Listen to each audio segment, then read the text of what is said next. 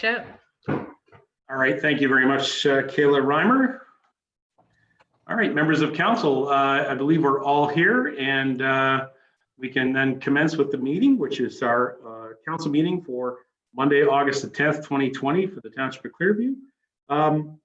As you all know from our agenda, we did meet at 4 o'clock in closed session. So in fact, we're moving right to item number 2 on our agenda, which is approval of the agenda. So I'll read the recommendation and I'll look for a mover and seconder. Recommendation be it resolved that Council of the Township of Clearview hereby approve the agenda dated August the 10th, 2020 as presented. I see the Deputy Mayor would like a request to speak. Go ahead, Deputy Mayor. Thank you, Your Worship. On item number 10, you have no items, but in fact, I have something I want to report from county for under items number 10. Okay, thank you. County reports, Deputy Mayor Burton, who's also our Deputy Warden for the County of Simcoe. Thank you, sir. I'm still looking for a mover and seconder on the motion. So that'll be Broderick and Walker. Thank you very much. Anything further? Okay, I'll call the motion. All those in favor? And the motion carries. Thank you very much. Disclosure of pecuniary interest and general nature thereof. Are any members have any disclosures during this time for this council meeting? Thank you for the no. As is our procedure, if you find a situation where you have a pecuniary interest or a general nature thereof of a pecuniary interest, so please bring it forward and we will deal with it at that time. So item number 4 is our public participation period. Council, we received 3 messages for public participation period. So I will do my best to answer some of these questions and or draw upon the resources of our staff to assist. And the first one is item 4.1 from Tracy Moore regarding crossing guards. I'm going to ask our clerk to join us on screen. The question, Madam Clerk, was in regards to crossing guards on Highway 26. As we all know, in the Township of Clearview, the closure of Byng Public School has brought a change of where the students will be traversing as they go to Clearview Meadows School, and as well as the high school as well, senior collegiate. So I understand by speaking to our bylaw enforcement officer, he sent me a message this afternoon, Madam Clerk, that indicated that there will be, of course, a crossing guard at North Street, which has been a long-standing position on Highway 26. But there's still work to be done in regards to communications with the school, the parents' council, the health unit, and so on. Could you outline what steps will be done, Madam Clerk, to help us determine whether we need another crossing guard position? Sure. So there's been lots of work being done in the background between the public health unit, the school board, and our staff in transportation services. They have designed a safe route for the kids to go to school using the traffic signal lights and some other routes that the kids can take. I think there's been completion of a trail and things of that nature.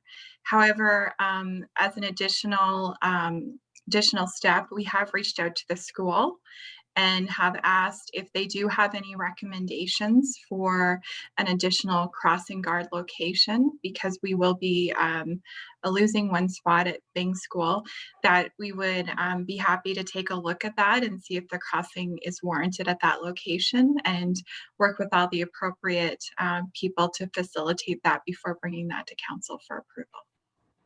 Okay, thank you very much, Madam Clerk. And also thank you to our bylaw officer who helped me out earlier. He's not here with us right now, but I appreciate him giving me a comment. Mr. Perot has joined us. Dan, did you want to comment in regards to the how we can work together between the departments about future crossing guard positions? Dan? Yeah, so Your Worship, I just wanted to maybe show my face and maybe address some comments there about the crossing guard. Now, I am a part of the subcommittee of active transportation through Simcoe Muskoka Health Unit. So there's a subcommittee for our Byng Street or Byng School and Clearview Meadows in the transition for student walking to school there to Clearview Meadows. So unfortunately, with the COVID pandemic, a couple of the public health nurses that were on that committee had been, seconded into other positions. So that committee had kind of halted. We are picking up again later this month. However, there had been some consideration for students on the south side of Highway 26 and how many of those students would need to cross. And the communication that went back to the school, and I don't know how far that's gone out to the students, if at all, but and the parents of those students. But in essence, until we learn more or learn differently, that the students on the south side of Highway 26 are to walk to the traffic signal lights at Perry Street and Highway 26 and cross there, and then go over to Elm Street and go north on Elm Street. Later this evening, you have a report, or I have a report for sidewalk award for contract, which will connect Elm Street through to Jonathan Court. So that will make a full connection for those students to travel. So that's kind of an update on that all. Okay, well, thank you very much, both of our senior staff members, because obviously there is work being done that perhaps we don't see or hear about until we get a report on any actions that are being recommended. Now, I look forward to hearing back on this, Mr. Perot, because it is a significant change for sure in the community here in Stayner, with the people using Elm Street and then the new sidewalk that's being proposed. That's later in our agenda. So certainly keep us up to date if there's anything that you need from this council to bring back to that committee. Certainly bring it forward. So thank you, team. Okay. Thank you, everyone. Okay, so again, still public participation, item number 4.2. Samantha Margis wrote a rather extensive letter that had a lot of different questions, and she also made some interesting statements about ethics and so on, which I'll get to. Her question is in regards to ATV, the process that is happening here, this democratic process that's been presented to us. In regards to gathering public comments, certainly this council has been receiving lots of public comments. They're receiving them at council@clearview.ca. All the members of Clearview Township Council received that email. That was something that was established underneath the previous administration. And I supported it at the time, by the way, to make sure that all members of council had an email that the public had access to communicate with us. And it's most certainly been used these last few weeks. To Ms. Margis's question about a public meeting, to be frank, that's up to council to decide. That is what I said at the meeting on the 27th. That's up to council to decide that direction. That's not up to the mayor. The mayor does not make that decision. I participate in council meetings, and so I'm permitted to vote, just like each member of council is permitted to vote. And that's certainly not up to me. So your direct accusation about me not doing that is incorrect. I will support motions when they come forward the table if I feel they need to be supported. And so that is my role. I want to bring up the question of ethics because you brought it up in your email and election promises. So about election promises, I did make the statement during the election alongside my counterpart, former Mayor Vander Cruz, that we need more public participation. And in fact, we've had more than ever. We have had a lot of people appear in front of our microphones, whether they be here in person. Certainly last week was an excellent demonstration of how public participation overflows our inbox. And I'm very glad for it, that we are hearing from the public. My comments that I made in regards to in-person versus virtual meetings remain clear, in my opinion. If they're not, I would ask members of council to ask if they feel it's unclear. It's of my belief that communication is better done in person. This format that we're using right here is a difficult one to actually judge whether people are actually hearing and understanding what we're saying. And so I prefer to have meetings such like this in our council chambers. As you know, we are not permitted to do that right now. And in fact, later on our agenda, there's a comment about that from the clerk's department and the officer of health. So I prefer that we have public participation in the chambers, and I'm going to stick by that message, and that is how I feel. Now, in regards to ethics, during the meeting, I made it absolutely clear that it is not up to individual members of this council during a meeting to question someone else's potential or question a conflict of interest. That is a direction that's been given to us, and that is what I understand to be the case. And so there is no question in my mind that we conducted ourselves correctly, and I would be happy to have someone like the Integrity Commissioner review that to determine whether this has been in fact conducted correctly. So that's my comments in that regard. Moving on, item number 4.3, Mr. Witzke has submitted a question to council regarding sidewalks as well as expenditures on, so I guess it was actually some trail work down in Centennial Park that he spoke of. I'm not sure if Mr. Witzke is aware, but there's also was some trail work done at the Ottawa Ballpark as well.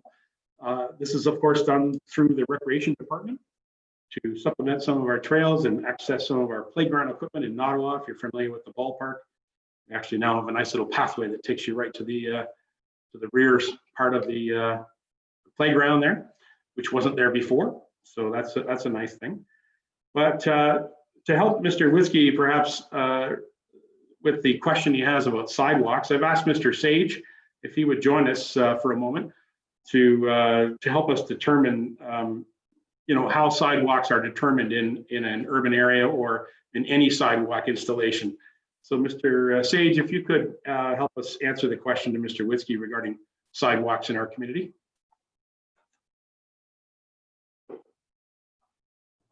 Yes, Your Worship. So you reached out to me this afternoon, so I put a few notes together. So I hope I can cover all the items that you wished for me to cover. So there's many ways that where we put sidewalks and all kinds of infrastructure in a municipality are determined, but fundamentally it's determined by the expert staff that you hire and the training that they have taken across numerous years of their career to determine what is best from an infrastructure point of view. That is the main determining factor on where they go. But I will also take this opportunity to lay out some process issues that also come in as a factor. For those of you who are on council previously, there was a report brought before our council that clearly highlighted the need for sidewalks across our community. And at that time, we had taken the opportunity to rate, I'll use the word rate, it's maybe not the proper word, but at that time we used that word, which of our urban centers were in the most need of additional sidewalks based on the amount of urban street that did or did not have sidewalks. And during that report, it was identified that Stayner was the #1 need, Ottawa was second, New Lowell was third, and Creemore was fourth. And that's based on the amount of current sidewalks per lane kilometer of municipal road. So that happened quite a while ago. So that is one determining factor. Another determining factor is the budget amount that's allocated by council each year to sidewalks. That varies. Second determining factor on when sidewalks is development pressure. Development pressure is a very significant issue when it comes to sidewalks. Pretty obvious that when add more people, the usage will increase. For example, there's a new subdivision west of the liquor store in Stayner. We have required that the developer place sidewalks north and south on Sutherland Street, not on Airport Road. I think I don't have to explain why that would be. As an example of why we need to handle the new development with new sidewalks.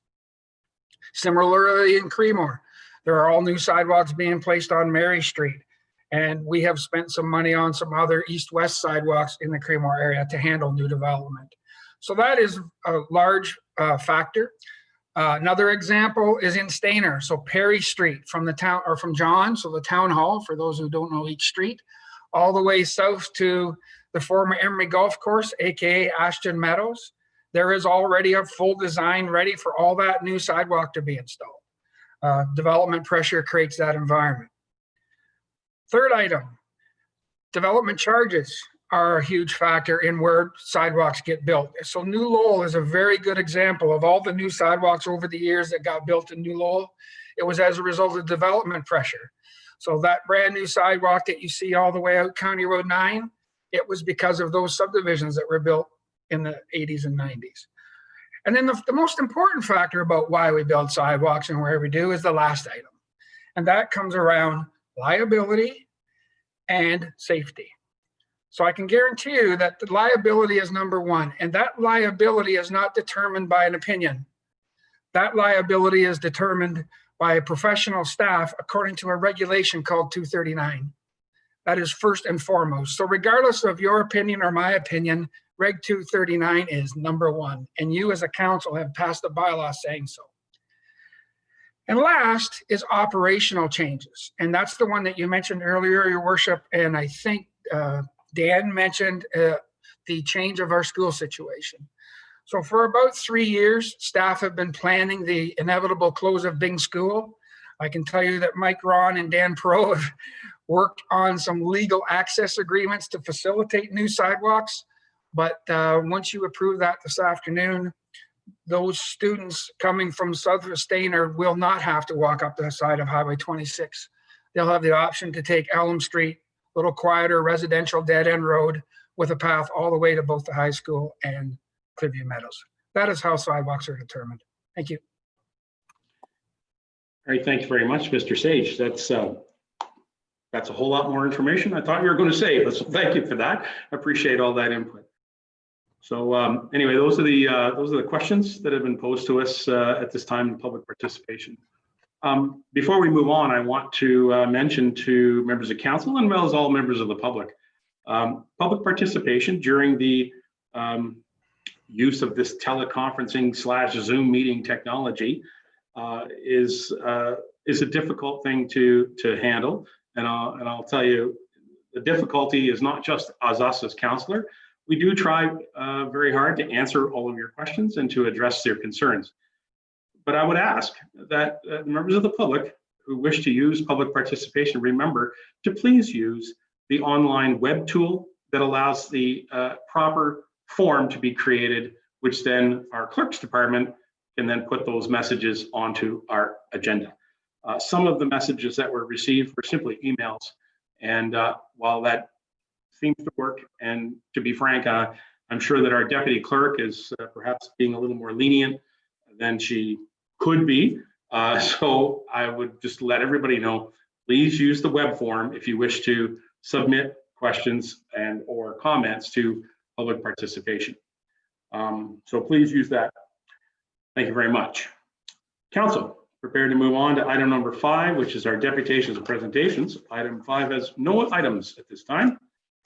Item 6 is a public meeting. So we have 2 public meetings that will be happening at 6:30, so we still have a little bit of time, so we'll move that on, and we will pick up the agenda at item number 7. Approval of the minutes from the council meeting for July 27th. I'll read the resolution, then I'll ask for a mover and seconder. Recommendation, be it resolved that Council of the Township of Clearview hereby approve the minutes of the July 27, 2020 council meeting as presented. Is there a mover and seconder on the motion, please? Mr. Broderick and Councillor Janine. Very good. Any questions? Seeing none, I will call the motion then. All those in favor? And the motion carries. Thank you. Item 8 is business arising from the minutes, if any. I'm looking, seeing none. Thank you. Item 9, communications from the mayor. First item is the closed session report. We did have a closed session, as I mentioned earlier. There is no report of information coming out of that closed session at this time. Item 9.2 is from the town of Collingwood. Council, did you get a chance to read the letter from the town of Collingwood, which I believe was addressed to quite a few municipalities around here, our neighbors? Any comments or questions on that? Any motions or anything? Members of council, I'm not seeing any, so that's fine. All right, then I have a motion to receive the communications from the mayor. Be it resolved, the communications from the mayor dated the 10th of August be received. May I have a mover and seconder, please? Mr. Lamers, Mr. Walker. Any questions? All those in favor? And the motion carries. Thank you. Now, Mr. Burton, this is your opportunity here, as you are our deputy mayor and our deputy warden. County reports. Mr. Deputy Warden. Thank you, Your Worship. So just to advise everybody that we will be at county tomorrow morning, and we will be discussing numerous items. But one thing that came out that it has to do with Clearview is there is a motion on the floor from County Council from the Forestry Department. We'll be discussing is a permit to cut and clear a wooded area at Part Lot 12, Concession 12, Sunnydale. The property consists of 70.65 acres, and the clearing area will be 15.02 acres for agricultural use. It's mainly invasive species, common buckhorn and white cedar. This forested area is less than 25 years old, and staff is recommending the approval of the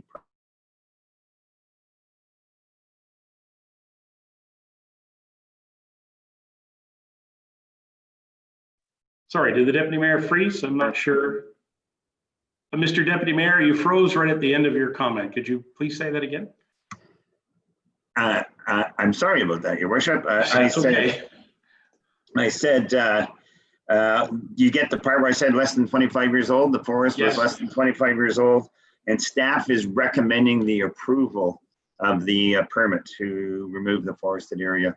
So we will be discussing that, and I suspect it will get passed at County Council. But you never know. You never know. And thank you very much for bringing that forward. Just for reference purposes, it's on the north side of the 12th concession, sort of near the border, I guess, of our neighbor Wasaga Beach. It's that's the property that is in question. All right, thank you, Mr. Deputy Mayor. And is there anybody else with any questions or comments to the Deputy Mayor regarding county issues? We've got a big meeting on the big agenda tomorrow. Actually, I did have one other thing to Sure, go ahead. To add to that, thank you, Your Worship, was that I did attend the County Council building last week and was there for the Pride flag raising and participated in the Pride flag raising at the county building. And I was also at the new bus line that is going to run from Alliston down through to Beaton to Bradford. Right. That's a great expansion on the Simcoe Links service. That's great. Thank you for that. Any questions of the Deputy Mayor, Deputy Warden? Okay, Councillor Patterson, I recognize you. Go ahead. Yeah, just if you have one, a quick update on the RGR, the Regional Governance Review. Please do, Yes, Deputy Mayor. Thank you, Your Worship. Yes, that there is a report that's on County Council's agenda tomorrow, and it's the recommendation from the Governance Committee, which I chair, and it hasn't changed a whole lot. It's still basically recommending 16 members. That would be the mayor, each mayor from each municipality, or an alternate that the mayor can decide to send in his place, and five regional councillors that would be elected basically at large for a certain particular area or zone, you might say. And so that is going in front of County Council tomorrow, and we will see what happens. So that's the report, and we'll see how County Council will support that recommendation or not. Thank you very much. Councillor Patterson, anything further? You're okay? All right, thank you. All right, so since we've added this onto the agenda, I just need a motion to receive the county reports. So recommendation that we receive the county reports dated August the 10th, 2020. Mover and seconder, please. Leishman and Deneen. Thank you. All those in favor? And that motion carries. Thank you very much. Council, we are on item number 11, which is our ward report. Mr. Deputy Mayor, you already spoke, so I'm going to move over to our Councillor Walker next, and then after that will be Deneen and then Broderick. Go ahead, Councillor Walker. Thank you, Your Worship. I really don't have anything other than a youth committee meeting later on this month. Things are pretty quiet, of course, as they have been for the last 2 or 3 months. So that's it at this time. All right, thank you. Stay healthy over there, Councillor Walker. Councillor Deneen, you're next, and then Broderick, and then Leishman. Go ahead, Councillor Deneen. Pretty much the same here. I think everybody's away and enjoying their holidays. I think most of the parents are looking forward to school getting back in, believe it or not. There's another trial and error. Maybe I shouldn't even say that, but it'll be interesting for that. But no, that's about it for us. Thanks. Thanks very much, Councillor Deneen. That's great. Kids are really enjoying this long break. Holy cow. Councillor Broderick, Leishman, and then it'll be Patterson. Go ahead, Mr. Broderick. Thank you, Your Worship. We'll be having a library fundraising committee meeting later on this week. I believe it's on Wednesday. And at some time in the near future, I'll be bringing forth a discussion on outside tow truck operators at the request of an operator from within the township. All right, thanks for the heads up on that. Councillor Leishman. Patterson, then McKechnie. Go ahead. Thank you. I had a Sunnydale Hall meeting this week or last week, and the hall has decided to open up for the church. Only for the church. It'll only be on the Sunday. They will probably be having 2 congregations because we can only allow 30 people in the hall at once because of the distance for COVID. And so they are responsible for an awful lot. We still have to sit down with them and go through all the protocols that they have to follow and what they're going to do. We are not giving them the use of the kitchen. We are not giving them the use of the bar. They are to bring all their own utensils and their own food and take all their garbage and everything away. So what the plan is that we won't have our cleaning staff go in until after Wednesday. So the hall will be unused from Sunday late till Wednesday. So I think it's a good plan. We'll try it out anyway. The church is really anxious to get back to our hall, and I don't blame them. The other thing is that we have decided to have in-person meetings because our hall is big enough for all of us to sit around a huge room. But we won't be doing that right away. We'll again go through the protocols first. So the other note, I've been at the Creemore Market for the last 2 Saturdays. It's nice to get out again and talk to neighbors. I've had some good discussions, really interesting. And it's really nice to see the vendors that are back. Not everybody's back, but the ones that are, they're happy to see all of us too, and all the people. And every time I go, there's more and more people coming. So that's a good thing. And I got a bouquet from Rural Roots. And I don't know whether you're on Instagram, but I got an Instagram from Amanda Murray last week that had a beautiful bouquet from Rural Roots. So that twigged my memory. So, oh, and the library has put out a video. So if you go to library.on.ca, you will see the inside of our brand new library, as well as a virtual sort of tour of the outside and everything. It's really good. So I encourage you to go look at it because it's quite exciting, and God knows when we're going to be there. But, you know, for now, we can look at it anyway. Thank you. Thank you very much. Can you repeat that website again? clearviewlibrary.on.ca. Yeah. I believe it's linkable from the clearview.ca website. And if it isn't, perhaps we'll get communications to make sure that happens. It's a YouTube. So It's a good. Yeah. It's a very good video. I did watch it as well. So it's kind of nice to see. And I would expect that, Council, you may see further videos here at the Administration Center, as there have been obviously some changes to access here. And we'll get the CAO to outline some of those changes for us here in a moment. Anyway, okay, thank you, Councillor Leishman. Nothing further? Councillor Patterson, McKechnie, and then Lamers. Go ahead, Patterson. Thank you.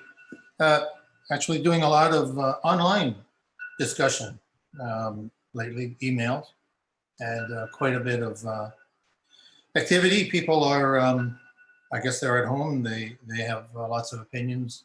You can imagine the subjects are ATVs and road safety and the combination of the two. So actually, it's kind of nice to hear from a lot of people.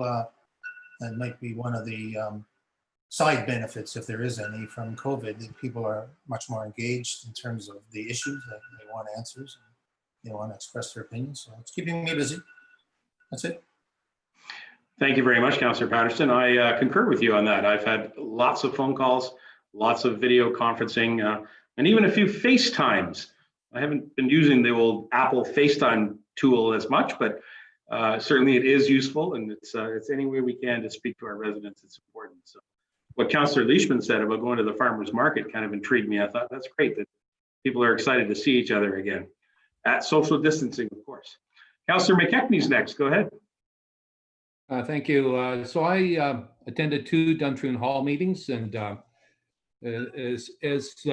along with the usual things with the Duntroon Hall and the various community halls, the Duntroon Hall are looking at hosting a firearms course, and the bookings will be over several days. So they're dealing with some local people on that regard. And tomorrow I will be attending a Creemore BIA meeting. And this past weekend, I was out on a mountain tour around Ward 2, and I drove by the Lavender Cemetery. I'd like to give a shout out to Lynn Wilkinson and his son, Evan. They were erecting the new fence around the cemetery there. The fence came from the old Village Green property. So they were doing a great job. I think they've been working on it for several days. So it was nice that they were able to recycle the old fence. So shout out to Lynn Wilkinson, his son Evan, and also to the Village Green Committee for donating the fence. And that was it. Thank you. All right. Thank you, Councillor McKechnie. Doing a mountain tour. Good for you. Councillor Lamers is next. Thank you, Your Worship. Just reading a lot of emails and listening to people's complaints. And Terry's doing a fine job over here at the park, putting a fence around the pad now. He's working on the soccer fields.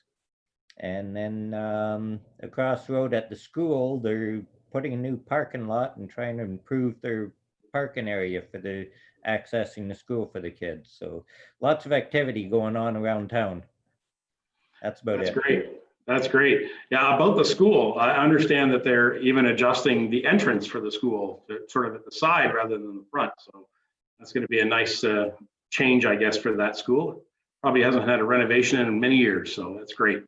No, they're trying to get some of the local traffic away from the buses. Right. That makes total sense. Yeah. Good stuff. Thank you very much, Councillor Lamers. I'll go back to the Deputy Mayor. You got anything further, Deputy Mayor? And then nothing further? Yes. Where did you go? Did I lose him?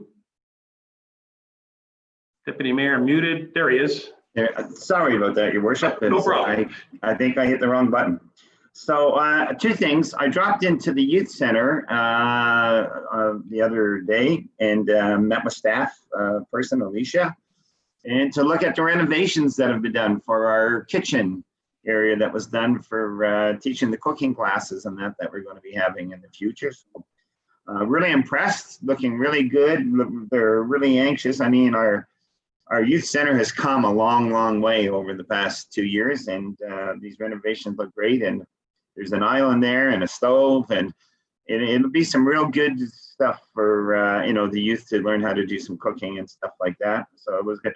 And I was also impressed with the activity kits that the youth center is putting out. They put out a separate activity kit every week. And they were showing me some of the stuff that's in it that's been donated, and they got a grant from the federal government to provide these. So they're really stepping up, and kudos to our 2 staff members who are heading that up and working on that. And then the other thing we did, we had a meeting with Station on the Green, a virtual meeting, of course, and the main discussion is how do we reopen the facility and make it available for our groups that use it on a regular basis, i.e. the church and some of the other groups that use it on a regular basis. So we're looking and trying to come up with a protocol of what would happen to open that up and make it available. Thank you. Thanks very much, Deputy Mayor. And on that point, I also attended, along with Councillor Leishman, the meeting regarding the Sunnydale Hall, which are dealing with the same question about there's a church rental that used the Sunnydale Hall. So perhaps the 2 chairs can maybe compare notes on what they end up coming up with, because the protocols from the health unit are pretty clear about how you use these halls and how they could be converted to a religious facility, right? Or a church of place of worship is the correct word. Anyway, good work. Thank you very much for that. I have only one other thing I wanted to ask, and that was I'd like to ask Mr. Sage if he could step in and if he could at this time just advise council as well as the public what's going on here at the township office. I am in the township office right now, and how some of the renovations have gone on and processes have changed a little bit. Can you outline what's happening, Steve? Yeah, certainly, Your Worship.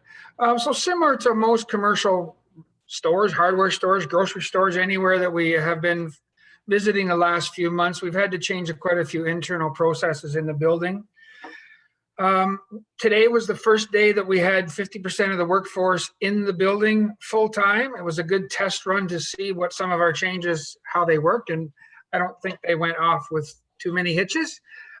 Next week, we're bringing in the second team, and as I've alluded to previously, on the 24th of August, we're looking to have everyone in the building and including the public. There has been obviously probably worldwide a rush on glass and plexiglass and partitions, for lack of a better term, and we're no different than anyone else. We have struggled with that, but this Saturday our contractor provided the remainder of the petitions for staff, and it is expected sometime this week that the barriers will be placed across the front counter, both at the town hall and for the requirements of our libraries. So that's pretty much it. We are posting some processes on washroom operations, because they are the tricky part for the public and for staff. So hopefully on the 24th, we will be open for business. All right, thank you very much. It's interesting because the lobby area here at the office has no furniture in it whatsoever. It's a big open space, and all of the dots are on the floor for people to step and maintain social distancing. So there are some protocols already in place. We are, of course, hoping to get as the CAO mentioned, get the plexiglass installed on this counter as soon as we can. So that's the next step. Thank you for the update, and we'll look forward to overcoming these challenges. All right, council, at this time we are at 10 minutes after. We have a meeting at 6:30, but we'll go to item number 11.2. It's a councilor's report. Councillor Patterson. Councillor Patterson, I'll read the motion. I assume you are making the motion as it's been on the floor, so I'll read it, look for the seconder, and then if so, we will have a discussion. Recommendation be it resolved that council of the Township of Clearview hereby 1, receive COU 007 2020 ATV use public opinion survey report for information.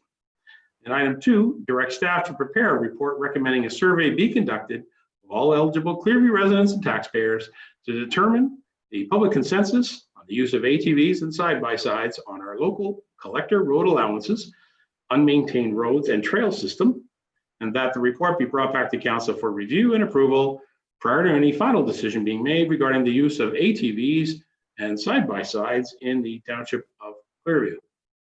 All right, so it's, I read it. Mr. Patterson, just to affirm, you're going to be making the mover of this, I presume? Yes, Yes, and is there a seconder on the floor? The deputy mayor, thank you very much. The deputy mayor is seconding on the floor. Mr. Patterson, would you like to, I'll give you the benefit to speak to your to your report. thank you.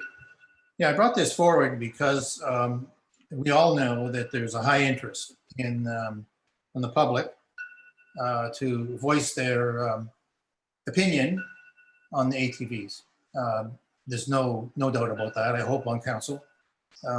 And I think it's important also during the COVID provision, the days that we have lost the in-person, that we provide public access to something that we do pride ourselves on, especially in this council, public engagement. Public engagement is not possible to do across the township and various locations because of the provisions that we have. Public meetings equally, anticipating a fairly large crowd. So really, the motion at its core is to find a way for the public to be part of the process, to have access to the process, the decision that council is making with regards to the greater use of access of ATVs in our town. It also helps to inform the staff report. We have a report, and it was based, we have a survey, and that former staff report in 2017 used that survey from 2016. But it needs to at best be renewed, but also it needs to be more representative than that survey. You recall 4.7% were responded. I think we sent out mail outs to about 12,000, almost 13,000 people, the voters list. So it's with that in mind that I bring this forward today. It helps to provide direction, at least public input to staff. And the motion as it reads, the words say that we direct staff to prepare a report recommending a survey. The decision to provide a survey, to conduct a survey, is council's. You can make that tonight. The onus is on council to make that decision. What we're asking, if it should approve this, what we're asking staff to do is to recommend the way the survey would be conducted. I've had some discussion with the clerk's office. I've provided some raw information. I spoke to IntelliVote, the same people that ran our election, to get an idea whether or not what the timeframes were, what the costs were. They're perfectly willing to be contracted. We're not committed to IntelliVote, nor are we committed to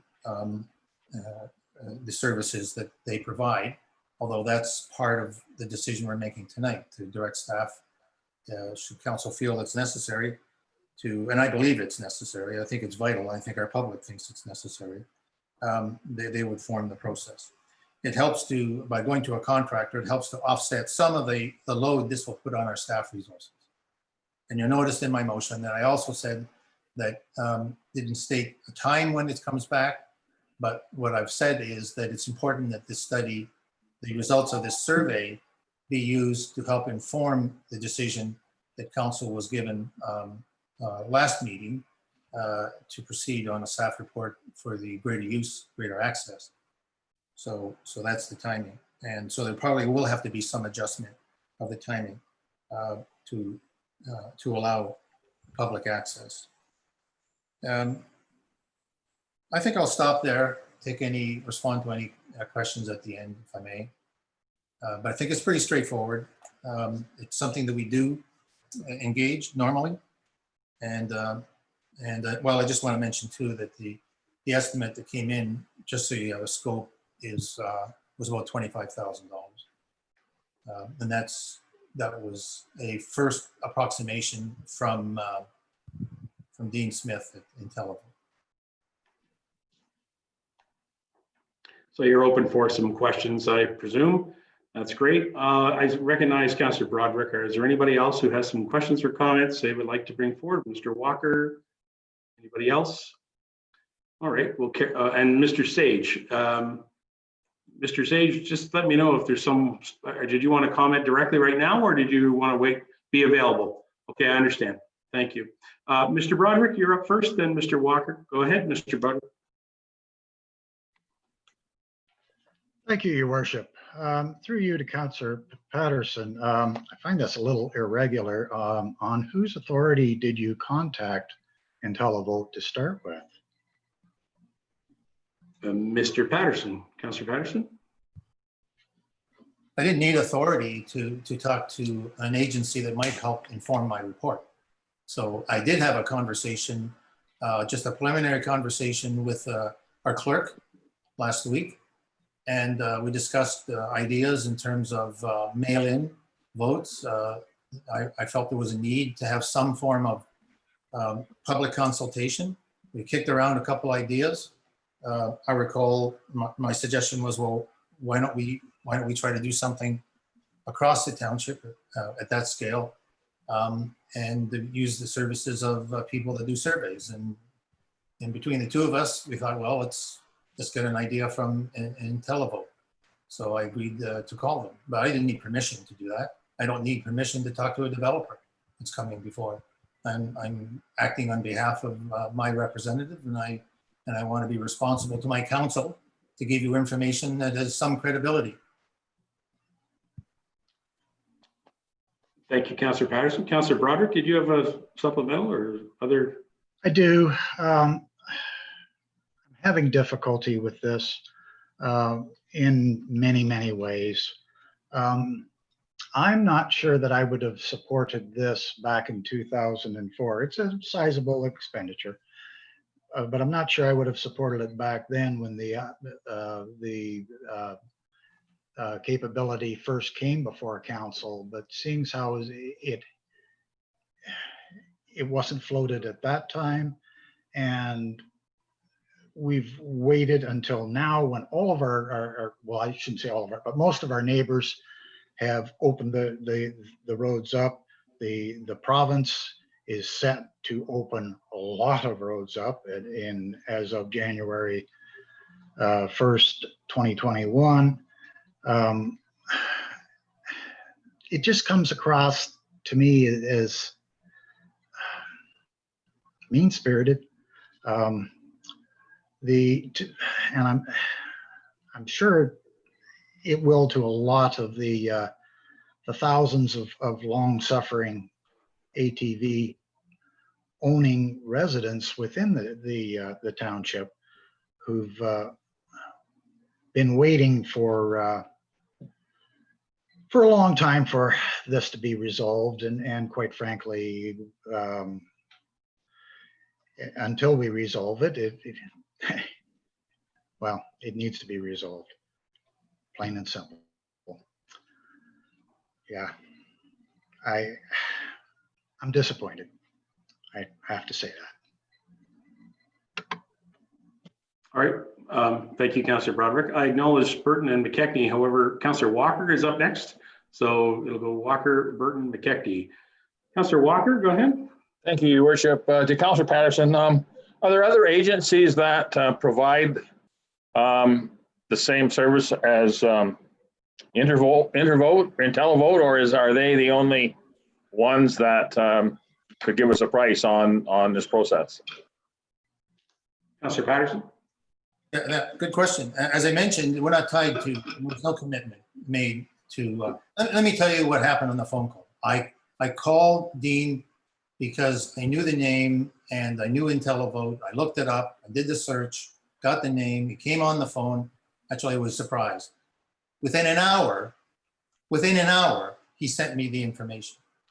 Now, a lot of it is boilerplate about his company. He's done many of these. This is not an advertisement for him. I'm just trying to tell you that he was ready to respond fairly quickly. And so, no, we're not bound to it. And that is part of the direction that council would give, is the staff has the freedom to choose the way they do a township-wide survey. This is one suggestion. You were familiar with the way we voted, so you'd be familiar with the way someone might go to a population the size of ours, how long it would take. I've tried to provide you with an approximation of the cost, and I've tried to get it from a reliable source. And that's all that is. It's simply, rather than guess, it's a start. Council approves it, staff then takes it the next step, if that would be the case. Thank you, Councillor. Councillor Walker, anything supplemental? No? Yeah, yes, Your Worship, just 4.7%. I am a little concerned of that. We're not going to get a whole lot more percentage vote than that if we do it this time, to be honest with you. I honestly feel that we have received a lot of correspondence against and for already. And most of those that have given us that information now are going to turn around and give it to us again. So I honestly not sure we really need to go this route, that the public have the options of contacting us through email, through our phone calls, or in person if they wish, which I have had all along from various corners of Clearview Township. So I'm just not sure. I'm not sure yet. I'm just not sure we need to go to that expense when I think we have a pretty good picture already that we're pretty well going to be split down the center with regards to the results of this type of survey, which again comes to the final straw is council's decision when it comes to a motion on the floor. So that's all my comments, Your Worship, at this time. Okay, thank you very much, Councillor Walker. Just to review, everybody, I've acknowledged Burton, then I've acknowledged McKechnie, then I see Deneen, and then I'll put Lamers down. There you go. All right, and okay, I'll go to Deputy Mayor Burton. Go ahead.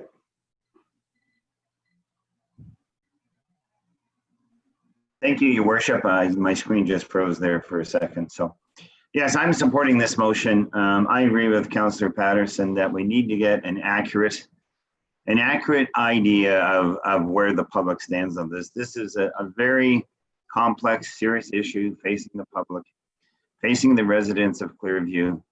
You know, there is large opposition to this. I know the ATVers don't want to hear that, but there is large opposition to it. And the only way we as council can make an educated decision and support is to have a proper survey done. Plus, doing this survey will ensure that the emails and everything we receive are from Clearview residents and not from others outside of Clearview. And I totally support that. I think we owe it to the public to do, you know, to have a public survey or a public meeting or both. I think the money invested is a small investment into the potential of what things could do and what things can happen. And I think we owe it to the public to have this survey done, and it has to be done properly. I would certainly support in televote, but I would be open to other companies or other ways of doing the survey.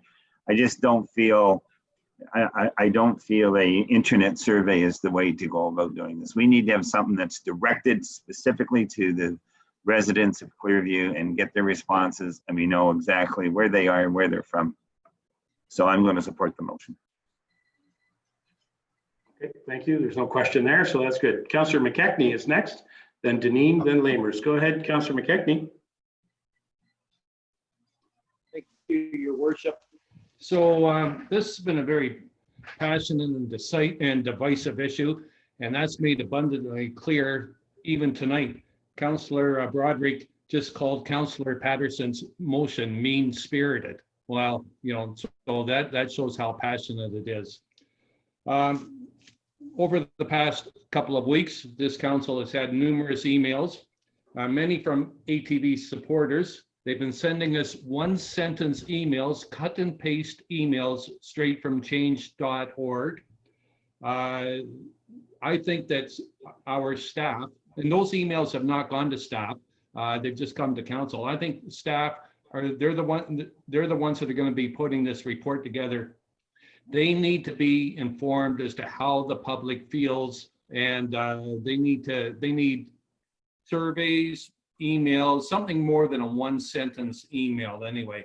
Now, the other thing too about staff, I don't know which members of staff are going to be are going to be preparing the report, but we have an issue with a number of our staff. They don't even live in Clearview, and I don't have a problem with that. But that would mean that we have staff that are putting together a report that's divisive and passionate, and they don't even live here. So we owe it to the residents to hear them out on this.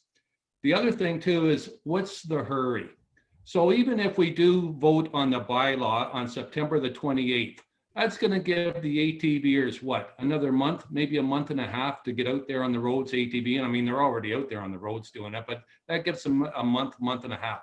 I think we should take our time and have the public survey. I think that we as council, we need to put on our big boy pants and big girl pants and, you know, get together and sort this out.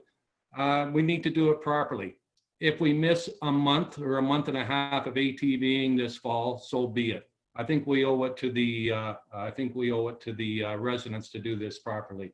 To Councillor Walker's comments, the public survey, you know, it's not going to direct council on anything. It's going to direct staff, and by having the public survey, that will direct staff as to maybe take into consideration which roads should be restricted, which main streets should be restricted.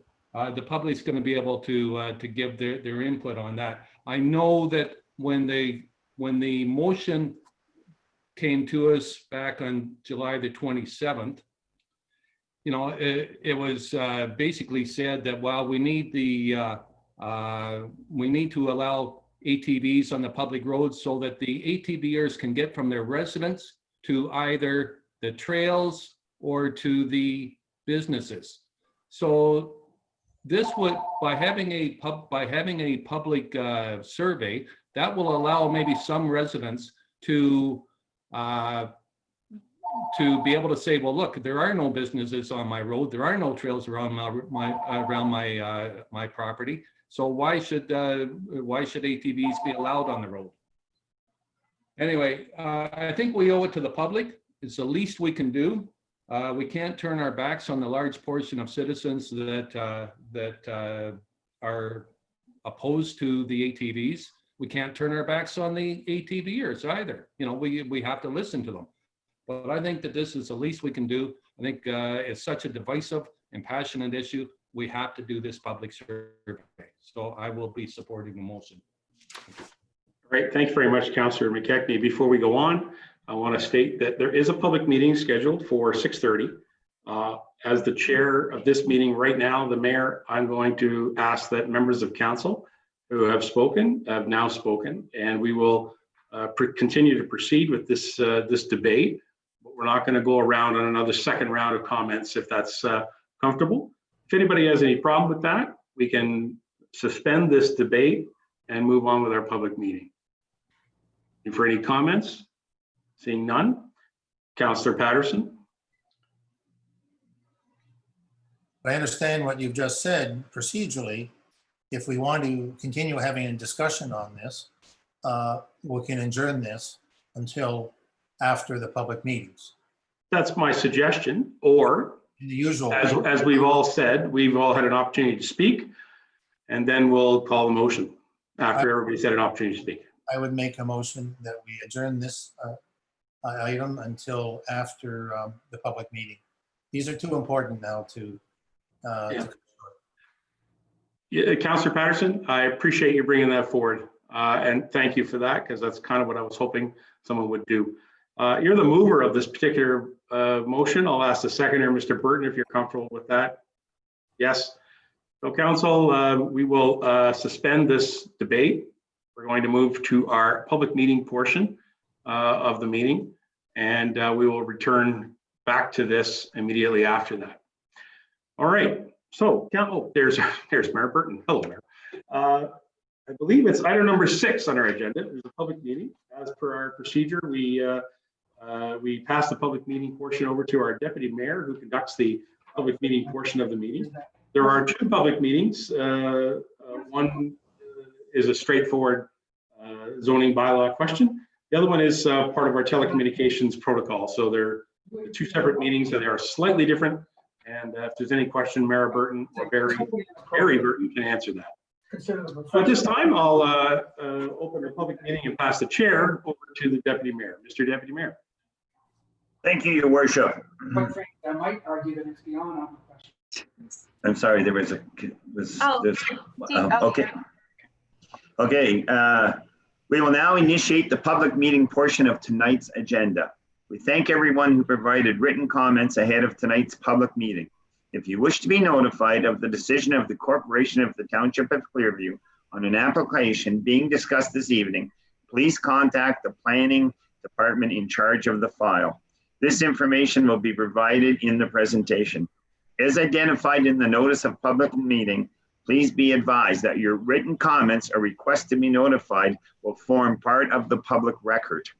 Your communication and any personal information therein will be made available to the public unless you expressly request its removal. If a person or public body does not make written submission to the township with respect to the proposed application before a decision is made or a bylaw is passed, they are not entitled to appeal the decision to the local appeal tribunal and may not be added as a party to the hearing of an appeal unless, in the opinion of the board, there are reasonable grounds to do so. The following public meetings will involve a brief presentation by our planning staff, including a brief explanation of the written comments received and an opportunity for the applicant or their agent to present their application and respond to the written comments, and an opportunity for questions by council. We will now begin with the public meeting with respect to file number 2020-017ZB, Waste Disposal Assessment Area Southwest Stainer. And I am now going to pass the microphone on to Mayor Burton. Thank you very much, Deputy Mayor. So this is actually a good news story, and I am going to work on sharing my screen here so that I can take you through our presentation somehow. Hopefully I can make this work. All right. Can everyone see that okay? Can everyone see the presentation all right? Yes. Okay, very good. So this is an application that is actually made by the Township of Clearview, and it is regarding the Waste Disposal Assessment Area Southwest in Stainer. So the purpose of the application is actually to reduce the waste disposal assessment area overlay to more accurately reflect the 500 meters from the actual landfill area as opposed to 500 meters from the property as per the D4 study, which was approved by the County of Simcoe. That was the study that the municipality undertook. So the effect of the application is to reduce that waste disposal assessment area. So you can see the subject lands on your screen here. This area here in the dark black, kind of funny, I'm going to say that that's a golf driver, or maybe, sorry, an iron, the head of an iron shape here is the County of Simcoe closed waste station or landfill. And the old boundary or the current boundary is the dark line. So that is 500 meters from the actual property boundary. And all of the properties in this area, if they were to develop, they would be required to do a D4 study, which is a study, basically it's like a hydrology study to determine if there are any off-site movement of any nuisance influences such as contamination of water or things like methane gas, for instance. And so the area of influence, it can be typically up to 500 meters. So we're happy to report that there aren't any off-site nuisance effects and that all of the properties within this area will actually be able to be developed without having to do their own D4 study because the municipality has now done that and the County of Simcoe has accepted that. So that's great news. As a result, also, the waste disposal assessment area will be reduced a little bit, which is this dashed line. Now, the waste disposal assessment area still has to stay on the property because we do have to notify people that there is a former landfill at this location here. And I think before I go too far, I may be jumping ahead of my slides here. So I'm going to take you through the policy framework. So as this is a overlay to zoning, the relevant county of Simcoe official plan policies are 4, 9, 10. And basically what those policies state is that it's the best practice, and it's a Ministry of the Environment guideline D4, and that to study the area generally within 500 meters of the waste disposal. So that is what the county of Simcoe requires. The county official plan says that the guideline allows for the D4 assessment areas to be varied, where the actual influence area may be less than 500 meters, which is the case here. It's actually pretty much non-existent now at this time. We do still have to continue to study it over time, which is one of the reasons why it stays, but it is cleared. So we're going to move on to the next one here. So in this case, it's been submitted, it's been peer reviewed, and it is approved, provided that the development in the area is on municipal water. So if it was on a well, then they would still have to do their own study.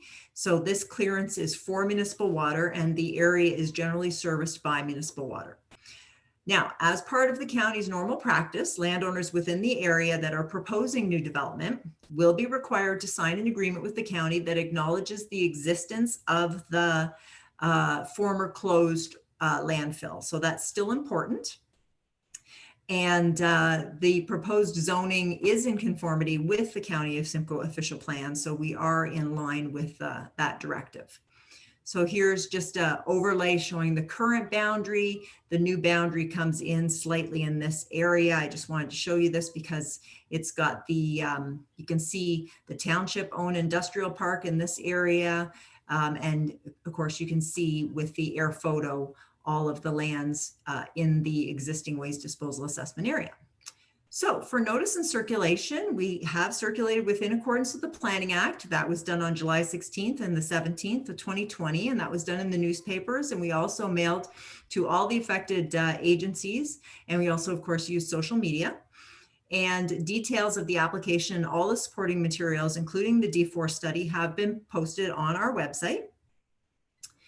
In regard to public comments, probably because this is a good news story, we actually haven't received any public comments on this application, which is a little unusual, but is a nice thing as well.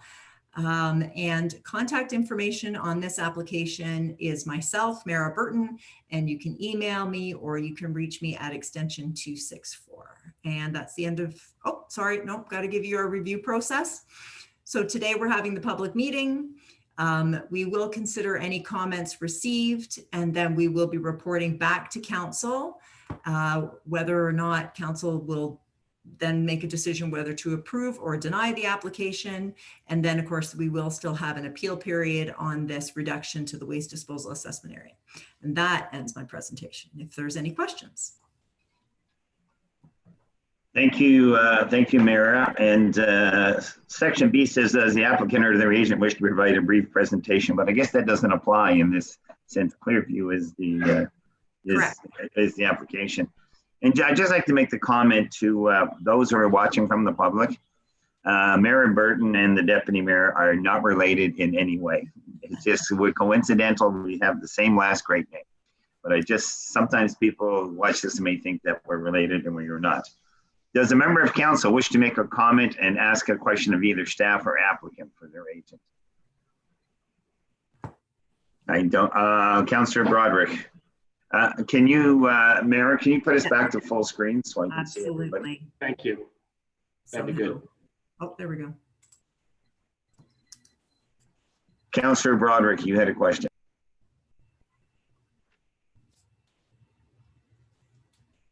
You just muted yourself, Councillor. Thank you. Through you to to Mara. The subject lands map there, I'm assuming that the dots there are the sampling sites? Actually, no, through the Deputy Mayor to Councillor Broderick. The dots are really just a pattern that is identifying the area on our zoning map. The sampling sites are kind of based, they're kind of all over the place, but they don't necessarily extend out that far. They're largely on the border. And then where we would anticipate, well, not me, but the engineers, the professionals, would anticipate the flows of groundwater and things like that. Thank you. Any other questions from any other councillor? Councillor Patterson. Thanks. Yeah, nice to see a little bit of reduction in the D4. It's an old question I've had with this process. We do the study upstream and downstream for these studies every time, unless the process has changed. I guess I should ask that first. My understanding is that whenever anyone builds, they do a D4 study, full study, even if it coincides with a past. And so the fees are higher. That's the assumption I'm basing on, so correct me if I'm wrong. So I'm wondering if there has been a change to this process to reduce the cost to a fee for service with a scope study being done over the whole area. So that if you're in a particular area, you don't have to hire an engineer and a hydrologist and do all the study. You can simply say, this is your condition and this is your fee. Something that maybe it can't be done because proximity is no indication of the condition of the soil and the groundwater and that sort of thing. Just like to know if we've changed that process so that the whole cost in the process can be simplified and made less expensive. Through your worship to Councillor Patterson, I'll attempt to answer that. Essentially, if the township does it, or if a group of residents decide to do the entire site area, then there certainly would be economic benefit, like efficiency in doing the one study, as opposed to individuals each doing their own study. Absolutely. And in this case, the municipality undertook the study. And so that has lifted the restriction on all of the, some 70 properties or whatever the case may be in the area. So now they won't have to do it on their own. So that certainly has been a benefit to our residents in this area. And if the township hadn't gone ahead and somebody had to do it on their own, then it certainly would be more costly. But the more people they can get involved, the more cost effective it would become. Celebrate progress. That's great. That's great. Okay, yeah, I believe his worship was next on the list, and then Councillor Lamers. Great. Thank you very much, Deputy Mayor. To Mayor Burton, well, this is very exciting, and I think it's great that we're doing this and showing this reduction. I'm just wondering, is this something that we would see over time, that we would do these again, or that these are something that may come up as development pressure pushes against either this particular landfill site or others across our township? Is this something that we should be aware of, that these things can continue to be researched and studies be done on them to reduce the D4 impact? Well, absolutely, through the mayor or through the deputy mayor to the mayor. At the discretion of council, absolutely, we could do these sorts of things. I think in this case, the municipality had a benefit as well as the residents, because we were doing it in some part because of the property that we own, being the industrial lands that we are hoping to sell. And if there certainly are other areas, it may have been done in Creemore by the township. I'm not sure whether that was done by the county of Simcoe because they owned the lands there, but there was a D4 study that was done there around Edward Street, I believe, that also reduced or lifted the restrictions. So when these come up, if the municipality would like to undertake that work, then certainly we could budget for that and we could have that done. Right. So supplemental, in the interest of sort of the public,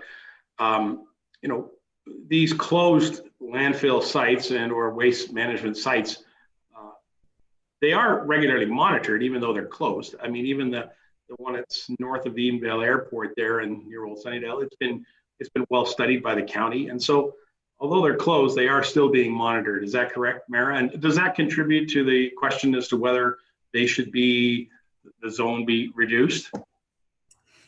Through the deputy mayor to the mayor,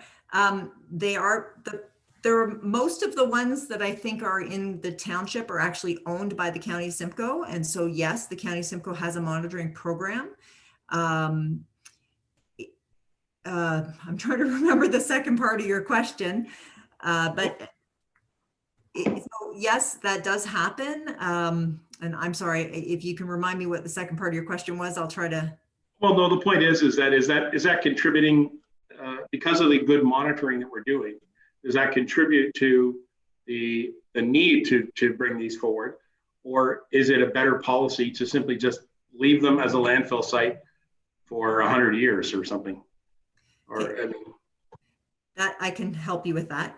The county, it's up to the county whether or not they decide to no longer hold their landfill sites. But my understanding is they like to hold on to them to the most part if they feel that there's opportunities for them to be used perhaps in the future for perhaps a transfer station or a recycling station or something like that. That could happen. They may look at that. So I think it also depends on, really, it's a county decision on whether or not it has value to continue to hold the property. They may continue to hold the property for their own liability reasons as well, possibly, right. Because, you wouldn't necessarily be able to build on top of the waste disposal location itself because of many reasons, or maybe methane or something like that, that you wouldn't be able to build there. But in this case, which is really the only one that I can truly speak to, it is cleared at this time. So development can happen around it. All right, that helps me out. Thanks very much, Deputy Mayor. Go ahead. Councillor Lamers, you had a question. Yeah, I think I got the answer whenever the mayor asked it pretty well the same ways. The county keeps monitoring these wells and they're still liable for contamination beyond the boundaries. Is that correct?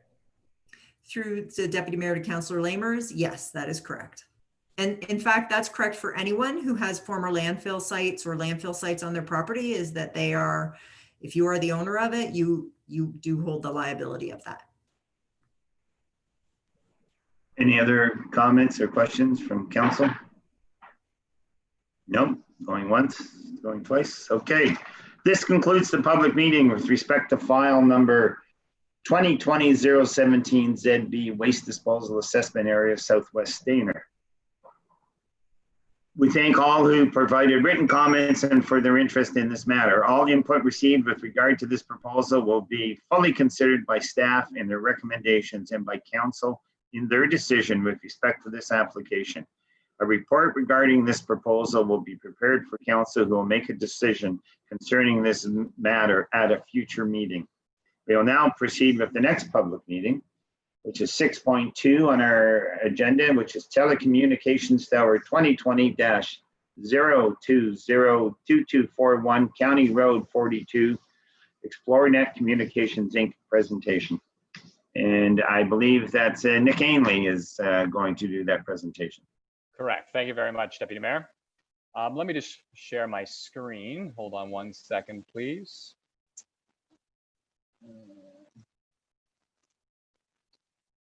And everyone can see my computer coming through clearly? Excellent. You're good. You're good. Thank you. Well, my name is Nick Ainley. I'm a planner here at the Township of Clearview, and I'm here tonight to facilitate tonight's public meeting for a proposed telecommunication tower.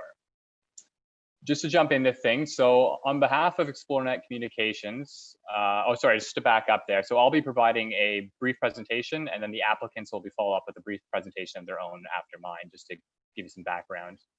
But back to the proposal itself. So on behalf of ExploreNet Communications, Forbes Brothers Inc. is proposing to construct a 45-meter self-supported steel lattice multi-carrier telecommunications tower. The tower is intended to be located at 2241 County Road 42, and the lands encompass an area of approximately 38 hectares and are located on the east side of County Road 42. The tower itself is proposed to be set back approximately 132 meters from the front property line, and it's supposed to be generally guarded, located behind an existing barn structure and silo structure on the site. This just gives you a little bit of context in terms of a key map of where the property is located. So you can see the property is hatched here, Canada Road 42, and then 1516 Side Road to the north and 1213 Side Road to the south. The site itself is approximately just under 3 kilometers north of Cashtown Corners for some more reference. In terms of an aerial imagery of the property, so the site is outlined in red here. It's a little bit challenging to see from the aerial, the distance here, but there's an existing dwelling here, existing barn structure and silo, and this would be the approximate location of the proposed tower site. In terms of a site plan for the property, the tower, as indicated before, is proposed to be a 45-meter light self-duty or light-duty self-supported lattice tower. Access to the site will be provided via the existing access off Canada Road 42 to the rear of the site. The footprint of the structure, or the footprint of the tower, is supposed to be 3 by 3 meters with a fenced area of 15 by 15 meters. There will not be a building at the base of the tower, but there will be equipment cabinets to store the equipment to go with the tower, and co-location will be available on the tower itself. This is a photo rendering provided by the applicant. So this would be taken on Canada Road 42 looking northeast. So you can kind of make out the existing barn structure there in silo. And then you can see this would be a superimposed approximately 45-meter high tower is what it would look like from Canada Road 42 looking east, northeast that is. In terms of existing policy framework, so the subject lands are currently designated as agricultural as well as Greenland hazard land area within the township's official plan. And the lands are currently zoned as agricultural, environmental protection, as well as hazard land overlay within the township's zoning bylaw. And just so you can kind of see the areas, so in terms of the official plan mapping, so this would be, everything in white is designated as agricultural, with the Greenland hazard land mimicking the low portions of the property here.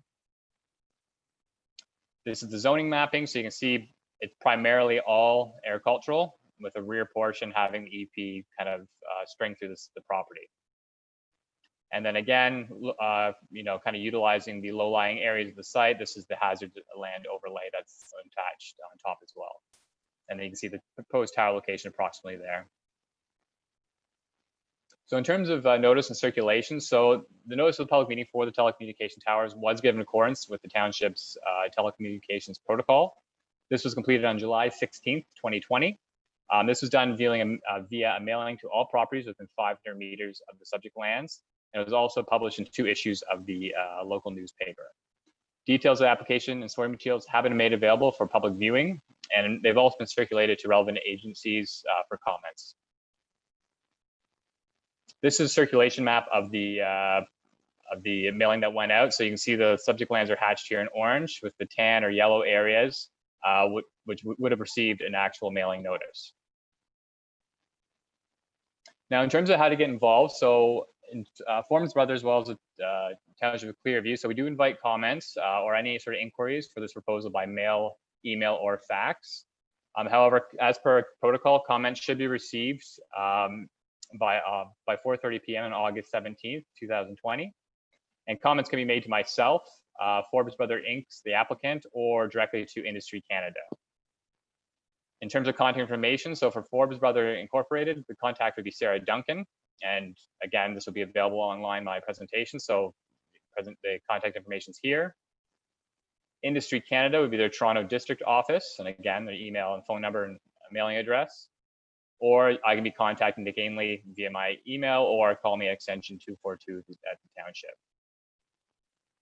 Now, in terms of public comments, so as part of the pre-consultation formal circulation, 4 comments have been received with respect to the proposed tower. One was received from Hydro One. Sorry, I'm just looking down at my notes here. On July 16th, 2020, with no comment.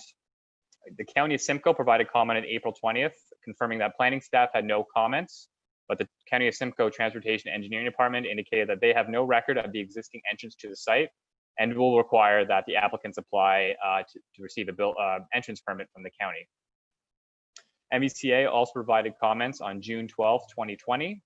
And it indicated that it appears that the proposed tower is located just within the regulatory area, and we're seeing if the tower could be located slightly to the north, just to be located outside that regulatory area.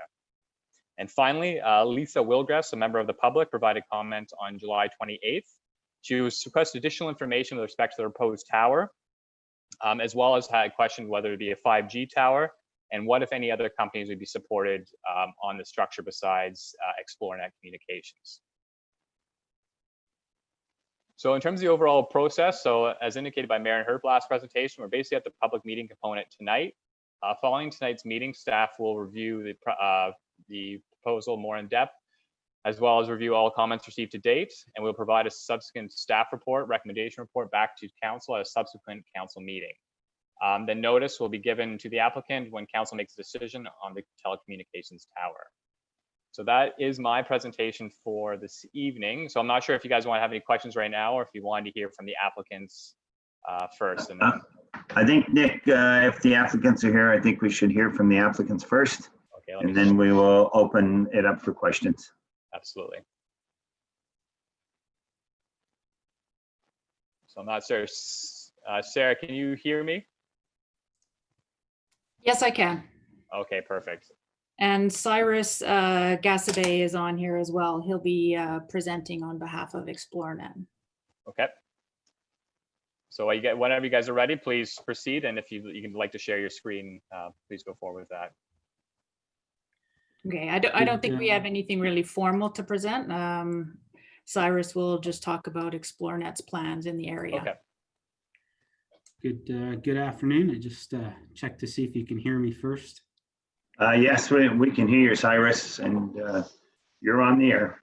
Perfect. Well, first of all, thank you very much, Nick, Mayor and Council, for your time tonight.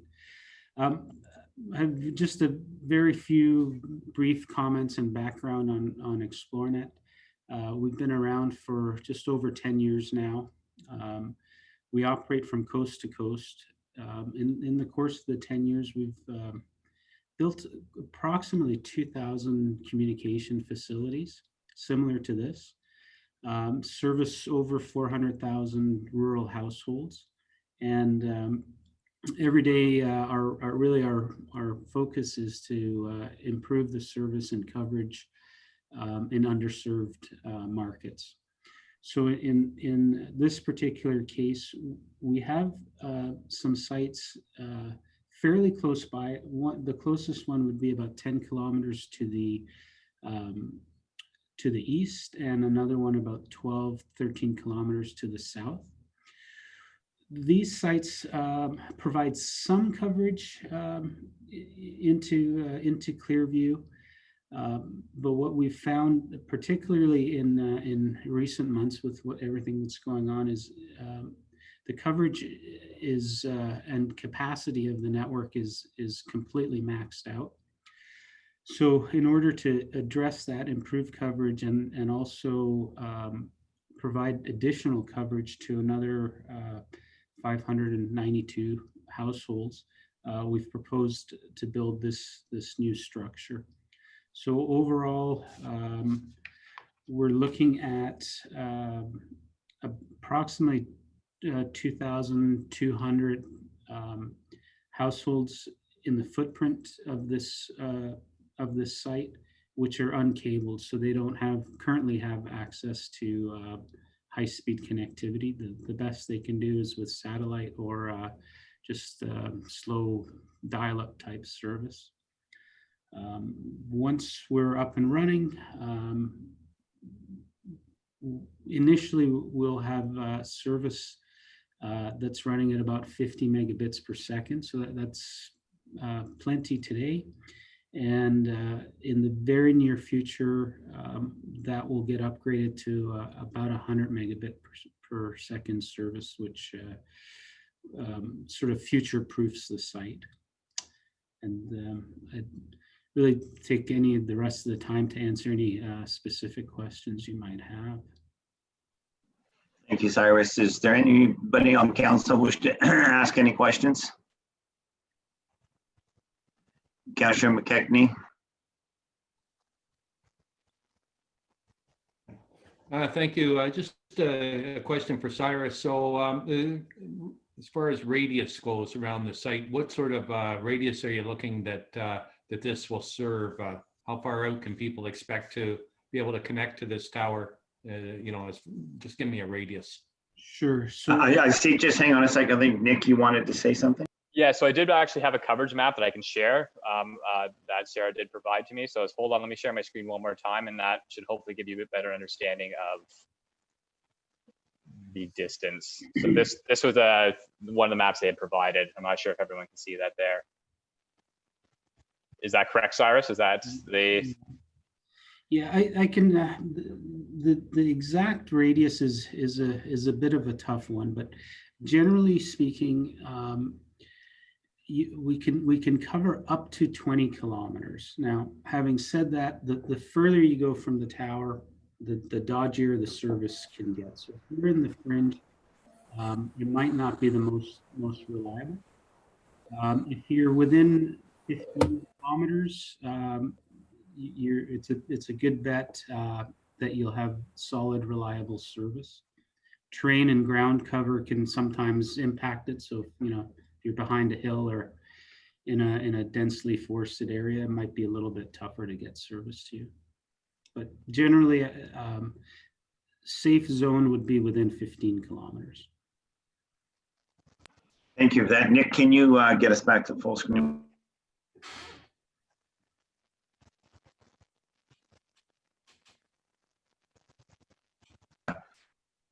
I'm sorry, there were two other people who had signs up, and so Your Worship, and there was somebody else. Okay, go ahead, Your Worship. Oh. Oh, thank you very much. Okay, yeah, I thought we lost you there, Deputy Mayor, but I'm glad you're back. Good. Thank you for the presentation. Thank you, Nick and Cyrus and Sarah. Whenever we have telecommunications questions brought to us, I consistently ask this question, and although it's already been mentioned in the report, I'd like you to comment, and that is, I'd like to have your comment about the co-location of other companies having access to a tower that you're proposing. Do you support co-location of companies using your tower? Yeah, absolutely, 100%. Xplornet, all of Xplornet sites are open to co-location. The process is straightforward and industry standard. The one disclaimer I would put in there is we're building a fairly light duty structure. So there is a limit to how much can go on this tower. So if we had Rogers and Bell come knocking on the door at the same time, we probably would only be able to accommodate one of them. I understand. Certainly wind loading is a concern, and the structure itself has to meet the engineering standards to withstand the equipment that would be put on there. So the second question that I like to ask telecommunications providers is, as a municipality, are you comfortable if the municipality, if Clearview asked to use your tower for any type of communication services that serve the residents of Clearview in the interest of the municipality? Are you comfortable with that? Absolutely. So if it's something for your public service, emergency service, fire department, something like that, we would accommodate you. We would accommodate you at no additional rental fee or tower co-location fee. And if you know specifically what you might want to put on the tower in advance of us ordering the tower, which is fairly soon, we can arrange to have the proper mounts and everything else put on it, so it saves you a lot of time and money with extra riggers and climbing and engineering. We just do that all up front right now. Thank you. Deputy Mayor, last comment I'll just say, I'm not saying that we're looking for anything right now. I like to always ask our communications people who make these presentations to us about putting towers in our community, their level of comfort in working with the municipality if we had anything in the future that we were looking for. So Thank you very much for that. Thank you. That's all I really have. Thanks. Back to you, Deputy Mayor. Councillor Patterson, you had your card up. The mayor got to the standard question before I did, co-location. Does anybody else have any questions? Going once, going twice. Okay, well, thank you, Sarah and Cyrus, for your input, and you're welcome to stay to watch the rest of our meeting, but I'm going to move ahead now.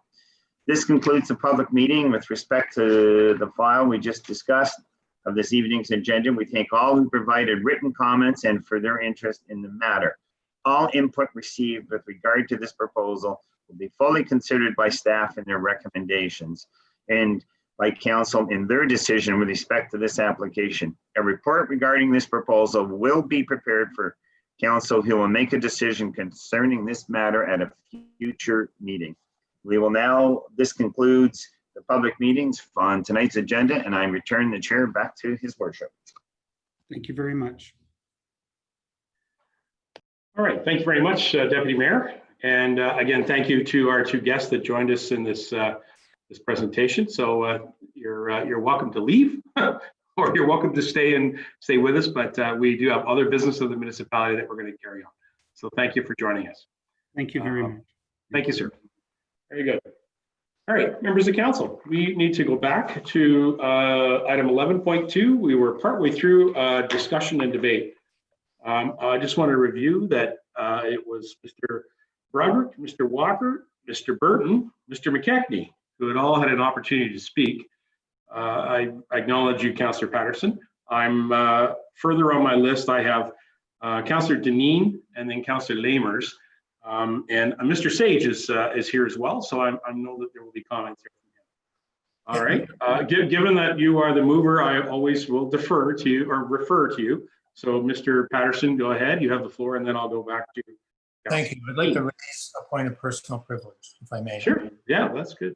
I'd like to direct it to my colleague, John Broderick, because that's the first time I've experienced being called mean-spirited.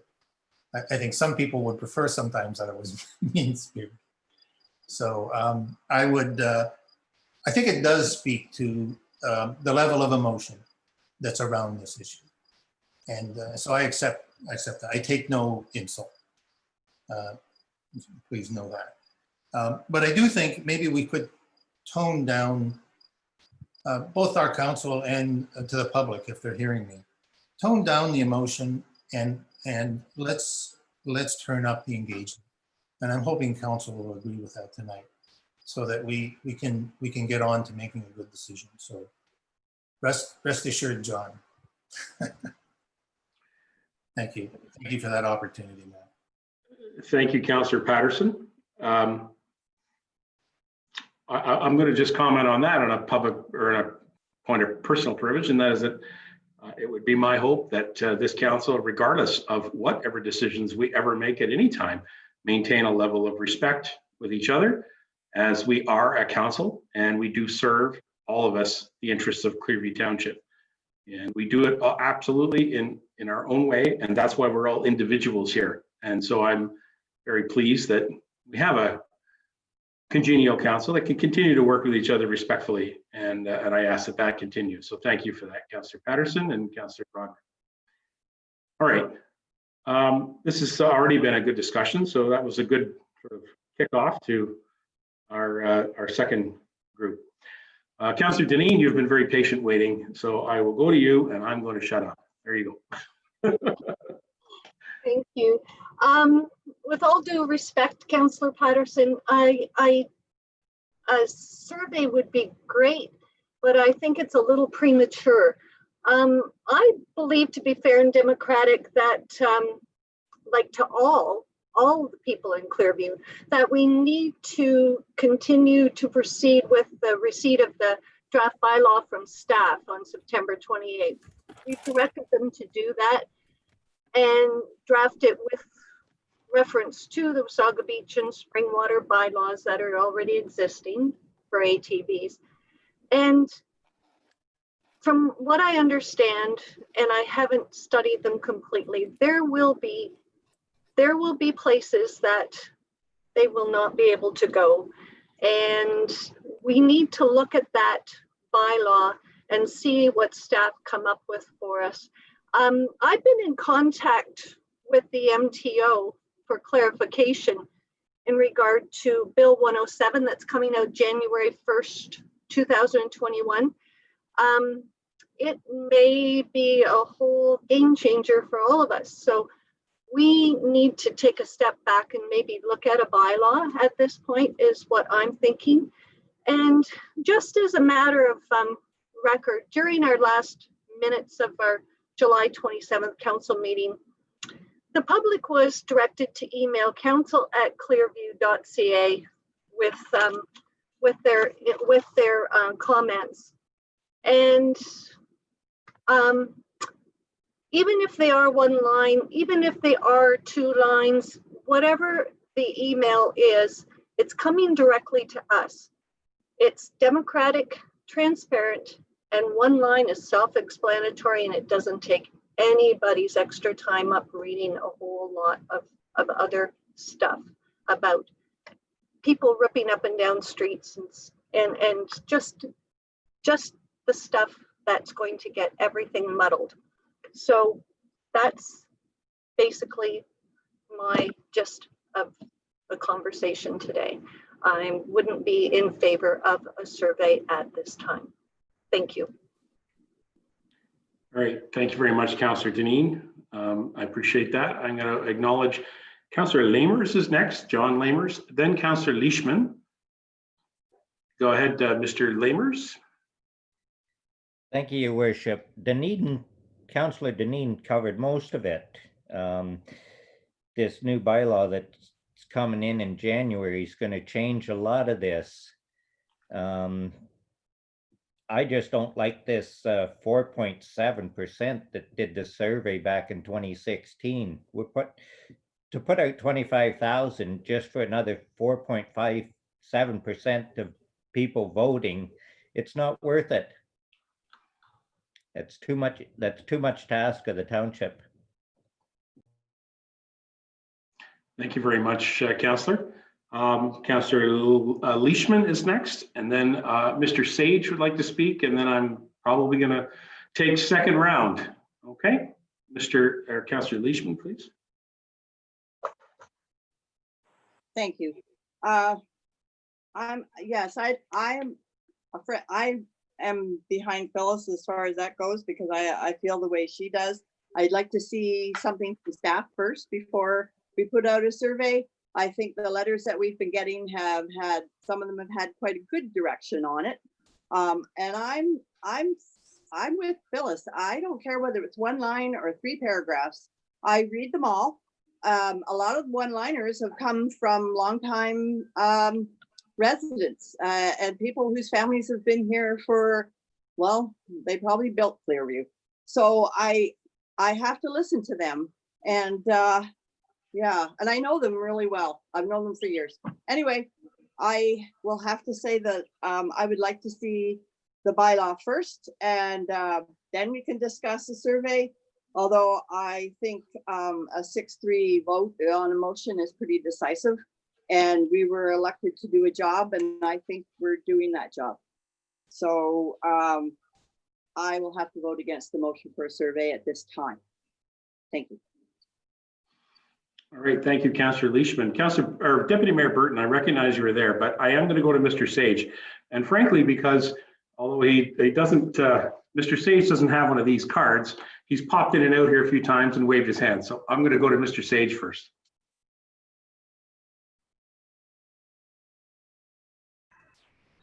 Thank you, Your Worship. So if you oblige, I have one comment and 2 questions that I hope council can help us with. So my first comment is, you've made, council as a group, you've made a lot of reference to the passion around this topic, and you're 100% correct. So in my previous role, I brought this before council on 2 occasions, and Mr. LeMay, who followed me, brought it before council once. So this is the 4th time that Clearview Council has had an opportunity to discuss this item. But I can guarantee you this for sure from your staff, is that our place of residence had no bearing on our recommendations before council. I find the accusation that it would have an effect on a staff report inappropriate at least, and perhaps as an employer beyond that. And I also want to recommend to council, and maybe I am one of them, that although our residence or place of address may not be in Clearview Township, that does not mean that our families or us personally as staff don't own property and our voting rights in Clearview Township. So that's my comment. That's just a difficult thing to have to say to a member, for a member of council to make that accusation. Totally inappropriate. However, I hope that Mr. Ron and Mr. Perot, who one is a resident and one isn't, are treated with the respect that they deserve, just like you are trying to share amongst yourselves. Two questions, council, and that is particularly around the direction that was given previously. So before this debate ends, I hope that you will provide clear direction on what you would like us to do with the previous resolution and the dates associated with that. Councillor Patterson in his remarks did a good job of suggesting that we might have to tweak that a bit. So hopefully council can provide us with the direction of what you want to. Obviously, I guess if this motion is defeated, we would move on. But if the motion is supported, we're going to need some clarification as staff. And then my second question, Your Worship, is more specific to the motion itself. It's very difficult, or maybe in my 30 years unprecedented, that a resolution predetermines what a staff member is going to recommend. When I read this report, it's telling staff what we are going to recommend. Normally, that's not how it takes place. A little simple tweak to the resolution would really help us. So I'm going to just ask for maybe a council member to make this suggestion. Instead of saying staff recommend a survey, perhaps staff could come back with a report recommending the process to follow in order to implement the survey. Something like that. And I see Councillor Patterson giving me the thumbs up. It's just hard to predetermine what a staff member is going to recommend without direction, Your Worship. Thank you. Okay, so I'm going to give you a comment, just a comment on our staff. Thank you, Mr. Sage, for speaking and representing the members of our staff. As we all know, we are employers here, and we have a very vast knowledge and skill set available to us, both as staff members who actually are here on an everyday basis, as well as the contracted staff who are working for us through the engineering firms that work for us. So there is a great deal of skill set available to us, and I honestly expect nothing but professionalism from them, because they've demonstrated that over and over and over again. So thank you, Mr. Sage, for that. So that's good. Now, Mr. Deputy Mayor Burton has the floor next. I know you've already spoken. I'm interested to know if there is any further changes, perhaps amendments, anything that may need to be bring up, and then we'll decide. So, Deputy Mayor, you're next. Mr. Patterson, I give you the point of privilege to speak because it is your motion. Go ahead, Deputy Mayor. Thank you, Your Worship. So I just want to add that I have all the confidence in staff that they'll put together a good report. Problem is they're taking direction from council, and I heard tonight that Councillor Deneen admits that there's roads that won't be allowed on. I've heard Councillor Leishman express the same, that there's roads that won't be allowed, but that's not what the motion says. The motion says all are it was all, and then it was. It says greater access is the word. Greater access, which was still implying greater access, and it says greater access to all roads and right of ways, et cetera, et cetera, et cetera. So we're back to that issue. There's no doubt in my mind, staff, we have very competent staff, regardless of where they live, and they'll do an excellent job. But I would like to think that they also take into consideration, what the public wants. We're all here to serve the public. And I would like to think they would take into consideration what a survey would do. I mean, that's why a survey was introduced last time before a report was done. And I think the survey, prior to the bylaw, because why bring out a bylaw and then do the survey? You're trying to put the horse before the cart, in my opinion. Let's get the survey and let's get the true feelings of the public. And whatever it is, if it's more in favor of ATVs, then so be it. If it's more than not in favor of ATVs, then so be it. But I think that their whole reason, to Councillor Walker's comments, I think it was Councillor Walker, or Councillor Lamers, about the 4.7%. The whole purpose of this survey is not to do a online monkey survey. Monkey is what it's called. Is to do an actual survey where it's mailed out to the residents and all that, so that we have more than a 4.7%. So we get, a 50% turnout or 75% response. I mean, in our elections, we typically get a 30 to 35% response. That would be a heck of a lot more than what we're getting, in this 4.7%. So, yeah, definitely this, it's let's not be afraid of what the public has to say. Let's hear what the public says, and let's not be afraid on both sides, for and against. Let's hear what the public has to say. Thank you, Deputy Mayor. Mr. Patterson, Councillor Dineen's in there too. Councillor Patterson, you're next, but I was hoping I was going to go to you for any type of friendly amendments, as you heard from the CAO. Would you have anything you'd like to present, Mr. Patterson? Well, I just want, while it's still hanging in the air, I would just say that what CAO Sage said would be, I would consider that a friendly amendment. And it's the same conversation that I had with the clerk earlier today. But I tried in my opening comments, I did try to say that it was the responsibility of council to make the decision on it and not put the onus on staff to try to decide. What we're asking staff to do is to do the professional work. So I would accept a change, friendly amendment to that effect. So it's clear to the staff what council is saying, should they approve it. All right, so before we go on, I would ask that the clerk make some type of an amendment and put that together for us to hear if we read this again here in a moment. Is that comfortable with you, Madam Clerk? Yes, I actually have it ready to go whenever you're ready, Your Worship. All right, that's fine. All right, anybody else? Oh, Councillor Dineen, I didn't write your name down, but I'm going to do it now. You're up next.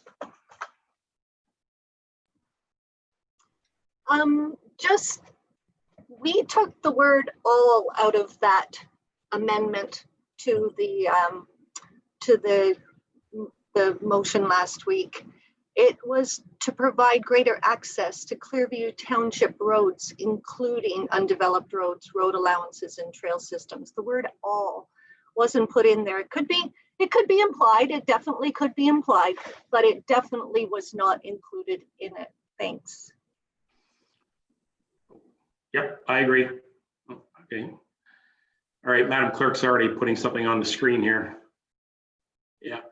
Yeah, that's the word. It was amended. Yeah, thank you. All right, are you complete? Your Worship, I didn't get a chance to read that. I wanted to read that. Oh, I'm sorry. That was the motion from the previous meeting. So from the previous meeting. Yeah. So, Madam Clerk, you want to put that back up again? I'm sorry. I wasn't sure if that was a mistake because I didn't know she was going to do that.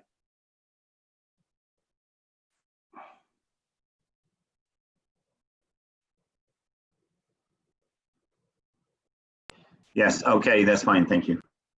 All right. Thank you very much. Okay. Anyone else? So, Councillor McKechnie is in there. I'm looking for anybody else. Okay, Councillor McKechnie.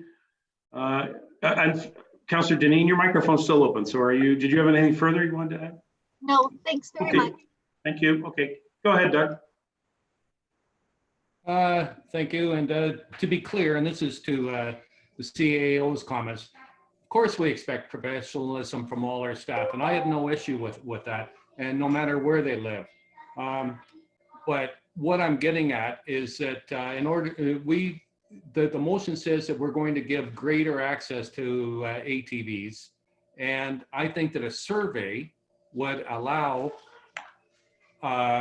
would give staff more local knowledge as to how the residents in various communities feel about ATVs and which roads, which trails, which road allowances maybe should be restricted.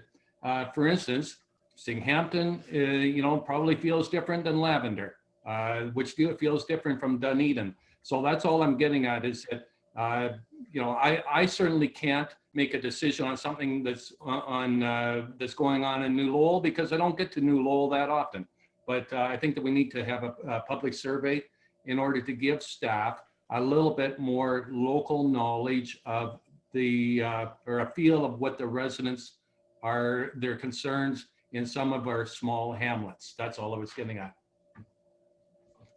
Okay, thank you, Councillor McKechnie. I'm calling again for the last time. Is there anybody further? I think Mr. Patterson.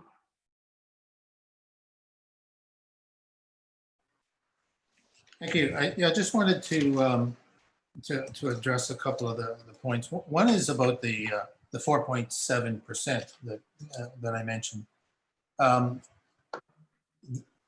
The effort here is obviously to raise the public participation in this decision.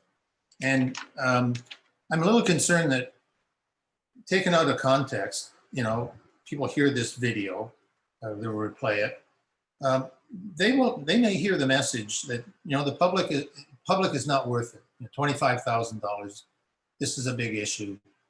Yes, it's money that we should be spending wisely, but to address a public issue like this, I would just want to be sure that we're not saying that public participation isn't worth the effort and the money to do it.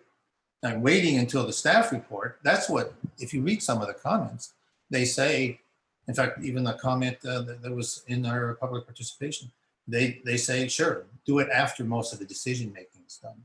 The purpose of it is to get out front.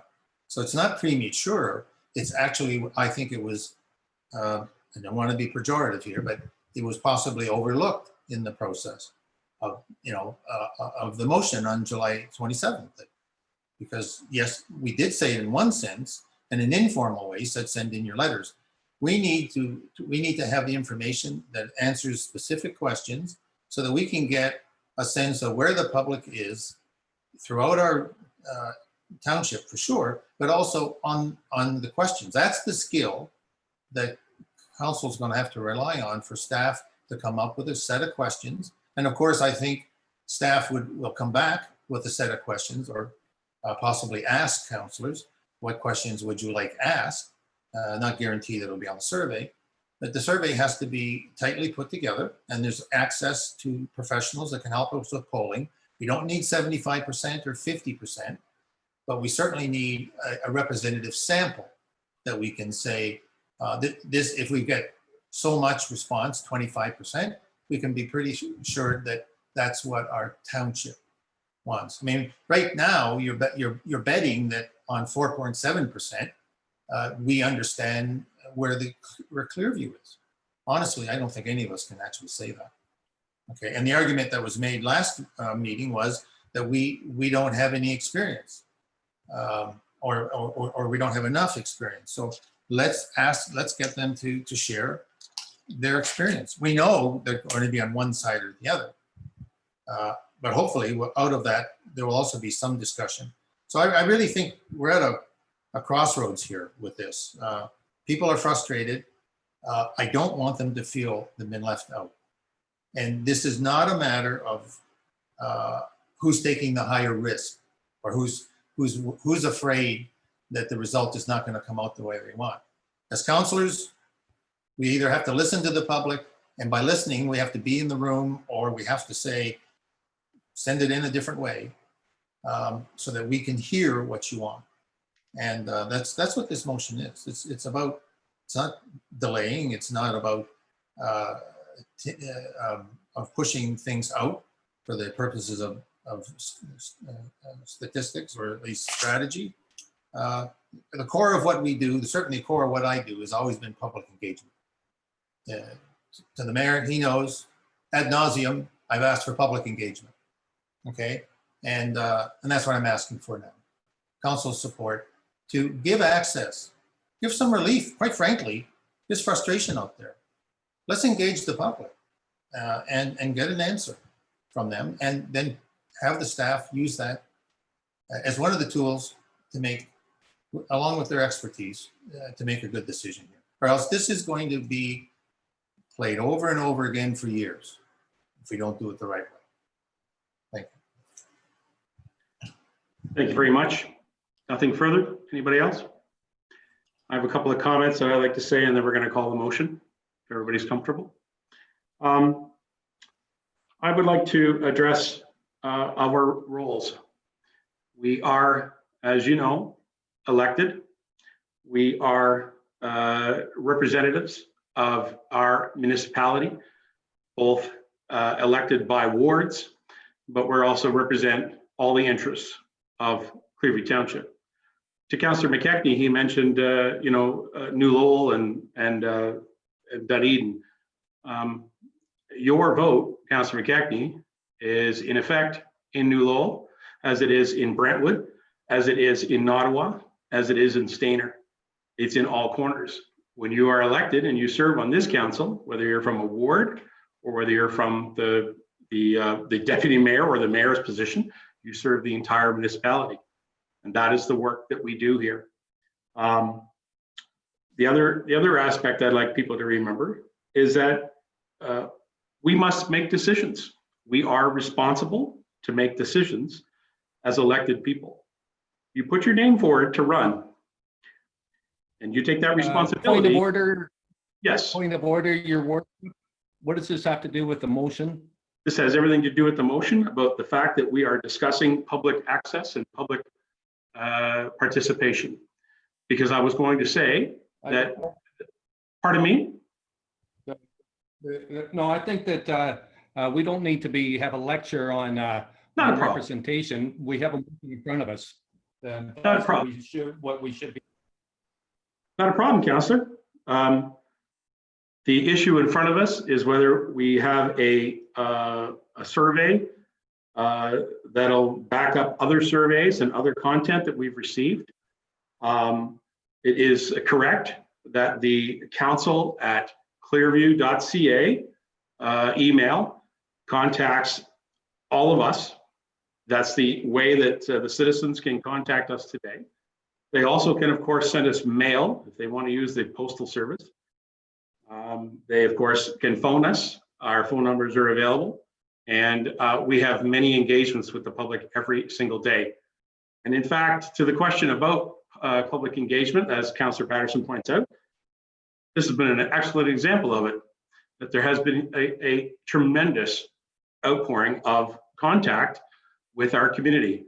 And so I believe we are receiving that public input in the best manner we can, given the COVID situations that we're in, and given our responsibilities as councillors and mayors and deputy mayors to represent with a sworn oath. We have a responsibility to make a decision.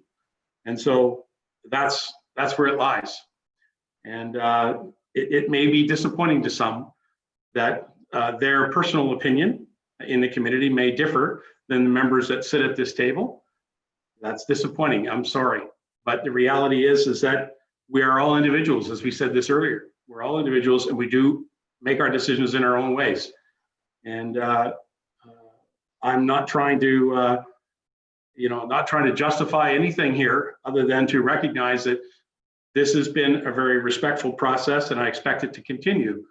And I respect each and every one of you. I've said that to you many times. I've said it in person, and I will do that. I will continue to do that while you serve on this council.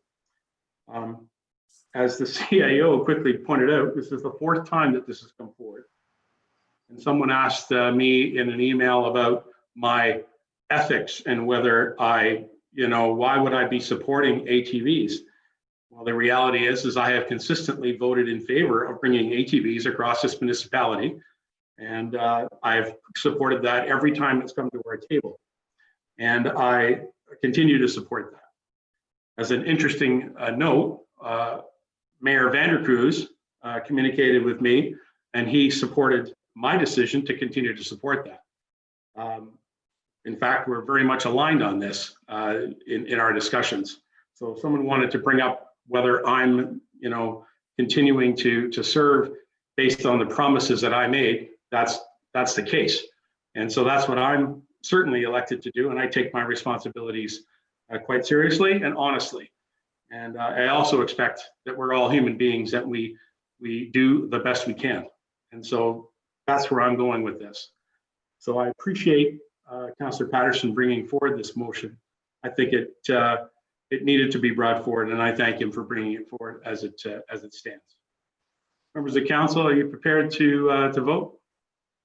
I'm going to, Deputy Mayor is going to request to speak. Before you do, I'm going to ask the clerk for a recorded motion on this. Deputy Mayor, go ahead.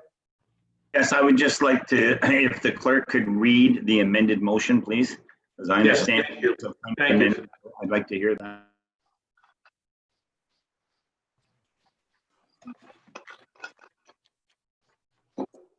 So I've changed number 2 of the motion, Your Worship and members of council, to read direct staff to prepare a report outlining a survey to be conducted. So it would just be taking out the wording, a report recommending. Members of council, any questions of the clerk? Mr. Deputy Mayor, are you comfortable with that? Yes, if Councillor Patterson is comfortable with that, since he moved it, if he's comfortable with it, then I'll support. Councillor Patterson? Well, you did change it from the one you showed on the screen. Could you put it up on the screen, please? Is that possible? Madam Clerk, would you be able to share that with us? That'd be great.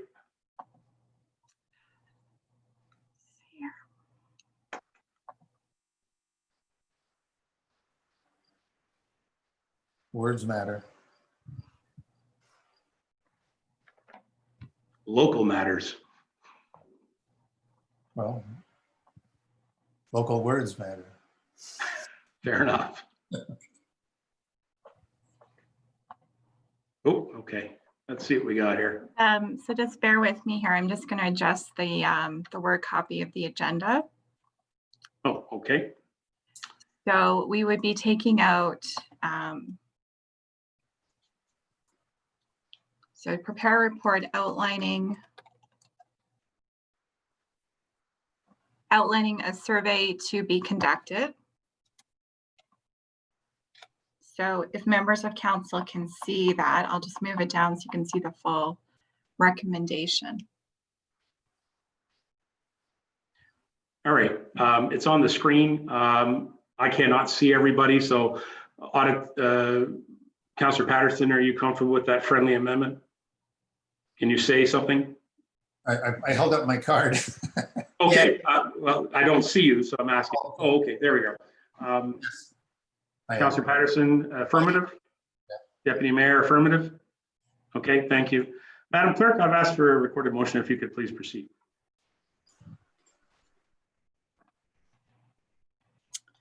Okay, we'll start in Ward 1. Councillor Deneen? No, okay. Councillor McKechnie? Yes. Councillor Broderick? No, okay. Councillor Walker? No. No. Councillor Patterson? Oh, sorry, Councillor Patterson, I missed that. Yes. Councillor Leishman? Nope. Councillor Lamers? No. Deputy Mayor Burton? Yes. And lastly, Mayor Measures? No. Thank you. Okay, the vote is defeated. Thank you very much, Madam Clerk. Thank you, members of council. Again, I would encourage people to continue to email council@clearview.ca. We are now moving on in our agenda to item number 12, department reports, community services. We have, the zoning bylaw amendment to reduce the waste disposal area WDAA. Recommendation be it resolved that Council of the Township of Clearview hereby one, receive report CS022 2020 report for information. And item 2, pass a zoning bylaw amendment number 20-41 for lands located within Stayner as related to the waste disposal assessment area. All right, mover and seconder on this motion, please. That would be Mr. Lamers and Councillor Leishman. And Ms. Burton, anything further you want to add?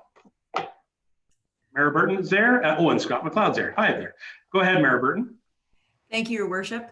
I'm just checking to see that I actually brought forward the bylaw tonight, and I don't think we did. So I think we want to just wait for the next meeting at council for the bylaw to come forward. Okay, I'll just ask the clerk, do we want to just table this and bring it back the next council meeting, or is that something we need to do now, Madam Clerk? Maybe what we'll do is we'll just defer this report until the next council meeting. And when you defer it and there's no date attached to it, it automatically comes to the next meeting. Fair enough. I'm asking for a motion to defer. Any member of council? That'd be Mr. Walker, seconded by Councillor Deneen. All right, you've heard the presentation from the Madam Ms. Burton. Any questions on the motion to defer? All those in favor? And that motion carries. Thank you. Thank you, Madam or Ms. Burton, for bringing that up. Thank you. To be honest, I was kind of wondering that myself, but with all the other discussion and for preparation for this meeting, I was wondering about that. So thank you. All right, moving on. Community services. Where are we here? Yeah. Oh, sorry. We're on to our next page. A site plan approval for firewood processing operation, and that is CS032 2020. Recommendation be it resolved that Council of the Township of Clearview hereby one, receive the report CS032 2020 for information, and item 2, issues site plan approval to Mervyn Martin for the establishment of a firewood processing operation on a portion of the subject lands as illustrated in site plan drawing SP00, grading plan and landscape plan SP01, dated October the 16th, 2019, prepared by Southwinds Engineering. And item 3, approves the bylaw 20-55, authorizing the mayor and clerk to execute a site plan agreement with Mervyn Martin, owner of 10158 County Road 9, Clearview. Madam Clerk.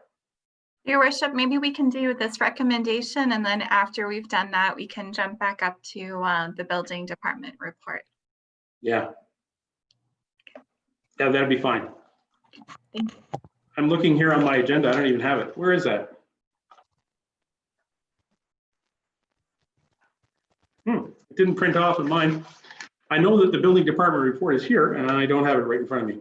Okay, let's move this. Can I have a mover and seconder on the firewood processing operation plan? Where are we? Councillor Lamers, Councillor Leishman. Any questions or comments about the firewood processing plant? Okay, Mr. Nick Ainley's there. Nick, go ahead. Yeah, just to recall, so there was a concurrent rezoning application that came forward back in end of 2019. So council did approve, I believe on December 9th, they approved the rezoning to allow it on a 0.8 hectare portion of the site. And this would be the subsequent site plan agreement that would come forward afterwards. And this thing would control things such as landscape requirements, number of hours of operation, number of employees, access to the site, movement, things like that. So it's the subsequent follow-up too. But it's been such a long time. The applicant was waiting. There was some requirement from the county of Simcoe to dedicate lands, and it's taken approximately 10 or 8 months so far to get that through. But the county of Simcoe has provided confirmation their requirements have been met. So the site plan is moving forward tonight for your decision. Very good. Are there any questions on the comments about the firewood processing? Thank you, Nick. Seeing none, I'll call the motion then. All those in favor? Thank you. Any opposed? No. Okay, thank you. That motion carries. Thank you, Nick. To Mr. McLeod, Scott McLeod, at the bottom of page 3 on my agenda, it's here, but the ink is all wiped out. So apparently my printer needs some servicing. I will send an email to our IT people. Mr. McLeod, CS 028-2020, the January to June Building Department Activities Report, recommendation be it resolved. Council of the Township of Clearview, receive this report for information. Go ahead, Scott. We'll do that, and then we'll get a mover and seconder. Go ahead. Thank you, Your Worship. Again, the report just highlights, as you mentioned, from January through to June. Normally, you would have had a quarterly report, but because of the COVID-19 situation and the council meetings, that first report did not occur. But the value of the report certainly helps to illustrate to council the impact on building permits in terms of the numbers. And you can see that obviously from March and April, the numbers were down. And then in June, you can see sort of a spike when things opened up, and sort of that pent up demand is illustrated in the stats. And we continue to see that in July and August as well.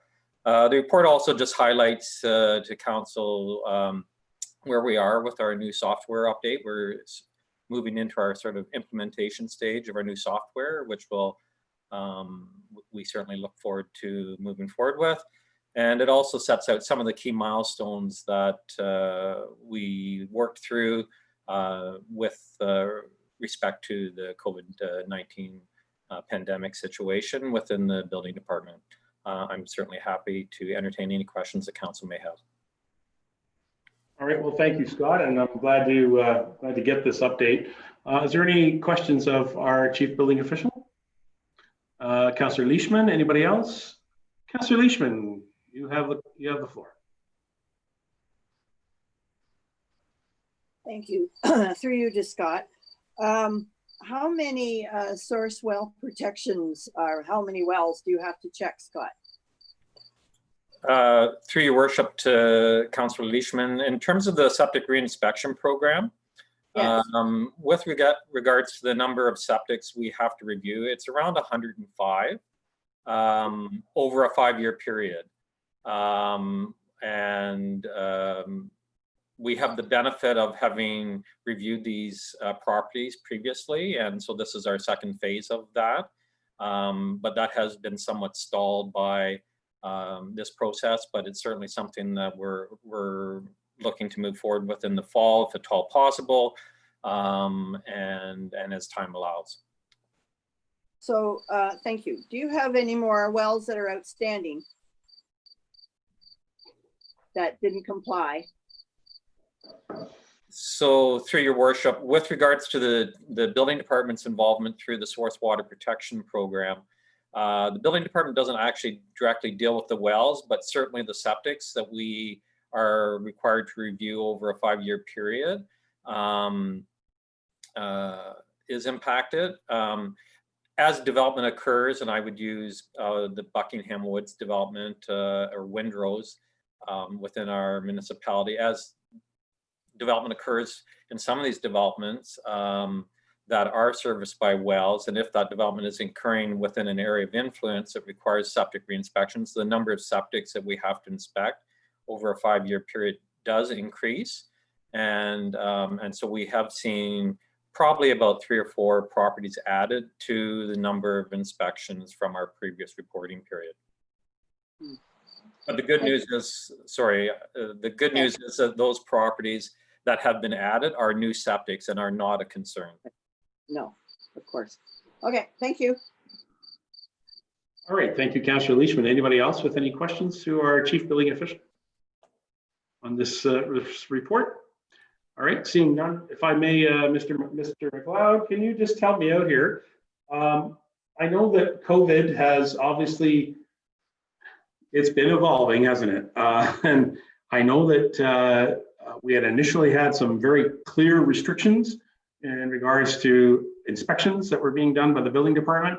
And then some of those were changed a little bit, particularly for agricultural builds. And now they're basically as business as usual with correct protocols in place for the safety of both the inspector as well as the property owner and or construction people that are working on the site. So could you just take a few minutes and just outline that and the challenges that are happening with our inspectors as we deal with COVID?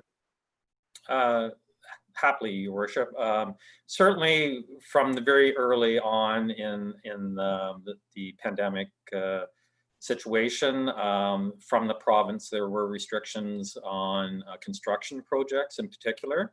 And over the course of about 2 months, it really locked down the amount of projects that could be continue in terms of construction and in turn that we could visit to inspect. That slowly opened up, and like everything that's been occurring through this process, the announcement would occur on a Thursday, and we would be expected to be able to implement it without knowing what those measures would be on the Friday. But we certainly anticipated a lot of these changes, and we're ready for that. And staff certainly are, rise to the occasion, and it all seemed to work out. The public was very accepting of the restrictions and very understanding. A lot of people were deeply impacted by the decisions for some of the construction, and certainly we're very passionate about not being able to move forward with their projects. But in the end, most people understood that, and also understood that we didn't have the ability to make those decisions. We were really in the position that we had to implement those decisions. So, and in terms of some of the challenges that we ran into, we continued to receive applications even though those projects could not move forward. That never stopped during this entire process.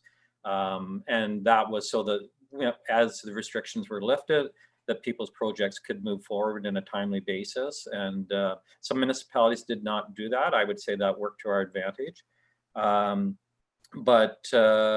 We've had to implement a lot of strategies and policies to ensure both the public and our staff are safe. And so initially we were not going into occupied spaces like someone's home or a business, but we implemented later on in the process safe working practice that allowed us to do essentially a FaceTime inspection under the control of the owner of the property that worked with an inspector directly. They were fairly time consuming, but we have since opened that up, and we offer, for those that don't wish us to come into their property, they still have the ability to have FaceTime inspections, but we also have safe working practices around going into those spaces that we require in order for our inspectors to enter those spaces. And again, everyone's been very understanding of those protocols. And we're learning a lot from this whole process. Very early on, in terms of how we've been communicating with the public through email and everything else has worked out extremely well. Again, it's really reinforced the benefit that we are ultimately going to enjoy once we have our new software in place, because it will allow people to make fulsome applications on their time from home, and it'll help us all greatly. That's great. And final question on the software: how what's the timeline on getting that fully implemented here at the township? Yeah, so we're in the implementation stage, and we are having a kickoff meeting in terms of dealing with the broader team in a couple weeks. Realistically, we'll be going into sort of a testing period in the early fall, and the hope is later in the fall, then all staff will be able to work with the software and become confident with it, and then ultimately it'll go live either later in the fall or certainly the first of the year. Yeah. Well, we look forward to that and the ease of use and the efficiencies that it'll bring. So thank you for that. Any further questions from anybody? Looking for anybody? Yes, Councillor Patterson, thank you. Hi, Scott. Thanks for the report. Just a question. 2019 was a big year.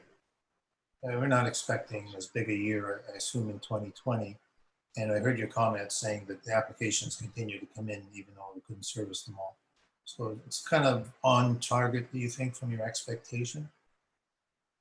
Through your worship to Councillor Patterson, certainly we don't anticipate 2020 being a replication of 2019 or 2019. Well, it is, all indications are it continues to be quite strong. You know, we received for one development 9 residential applications last week, and we continue to receive that sort of feedback. Again, a lot of the sort of pent-up demand for the permits that were sort of stalled occurred in June, and now in July and August, we're seeing more applications. But will 2020 be like 2019? It will not. Yeah. And one last question, just a clarification. When you do the comparison year on year annual permits by type, I noticed, and I know that residential multiple was a big year in 2019. The fact that it's not listed, does it mean there weren't any, or was it combined with residential? Through your worship to Councillor Patterson, so it's interesting. I'm glad you actually mentioned that, because when you look at the stats and compare them with last year, the those multiple units, and I believe there was around 60, 61 or something like that. That permit review actually took place in 2018, but the projects were actually realized last year, and they continue to take occupancy now. Yeah. And so we are seeing semis this year, but we're not seeing the townhouse complexes projects at this point. It's not that those are not in the works, but we aren't currently receiving those townhouse applications. It might be a little bit of market saturation for us. What's on the market? Yeah, I think the ones that we have seen, I think they're pretty much sold. They really had a very good movement with those. And like I say, they're basically all at the stage now where they're taking occupancy. It may be more of just not being in the right position to move forward with those type of units at this point. Okay, thank you. All right, thank you very much, Councillor Patterson. Now, Council, there's no further questions. I need a mover and a seconder on the motion to receive the Building Department Activities Report. Councillor Leishman, Councillor Broderick. No further questions. I'll call the motion. Thank you, Councillor, or thank you, Mr. Scott. All those in favor? There we go. That is carried. Thank you, Scott McLeod, and all the best to everybody in the department.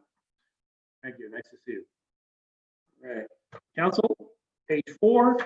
It's another report, CS033-2020. I guess Rosalind and Mara are here. I will read this. I will call for a mover and seconder, and I haven't run out of ink yet. CS033-2020. Recommendation be it resolved, the Council of the Township of Clearview hereby 1, receive CS033-2020 for information, and item 2, deny passing a zoning bylaw amendment to the Township of Clearview zoning bylaw 0654. The lands known as 226 Battle Road in Ottawa and legally described as Part Lot 36, Concession 7, Plan 234, Part Lot Back Lot Park. Is that correct? Greetham Street, formerly Nottawasaga, now in the Township of Clearview. Wow. A mover and seconder, please, on this motion. That would be Mr. Broderick, seconded by Councillor Deneen. And I have Ms. Workman and Mayor Burton here with us. Again, this has been quite a file, if I may comment, in the fact that it has taken quite a time for this to come to this council finally. And so I want to first of all acknowledge all the work that the staff have done and all the meetings that have been held to try to get to this point.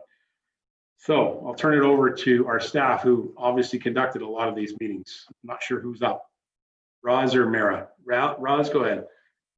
Okay, thank you, Mayor Measures and Council.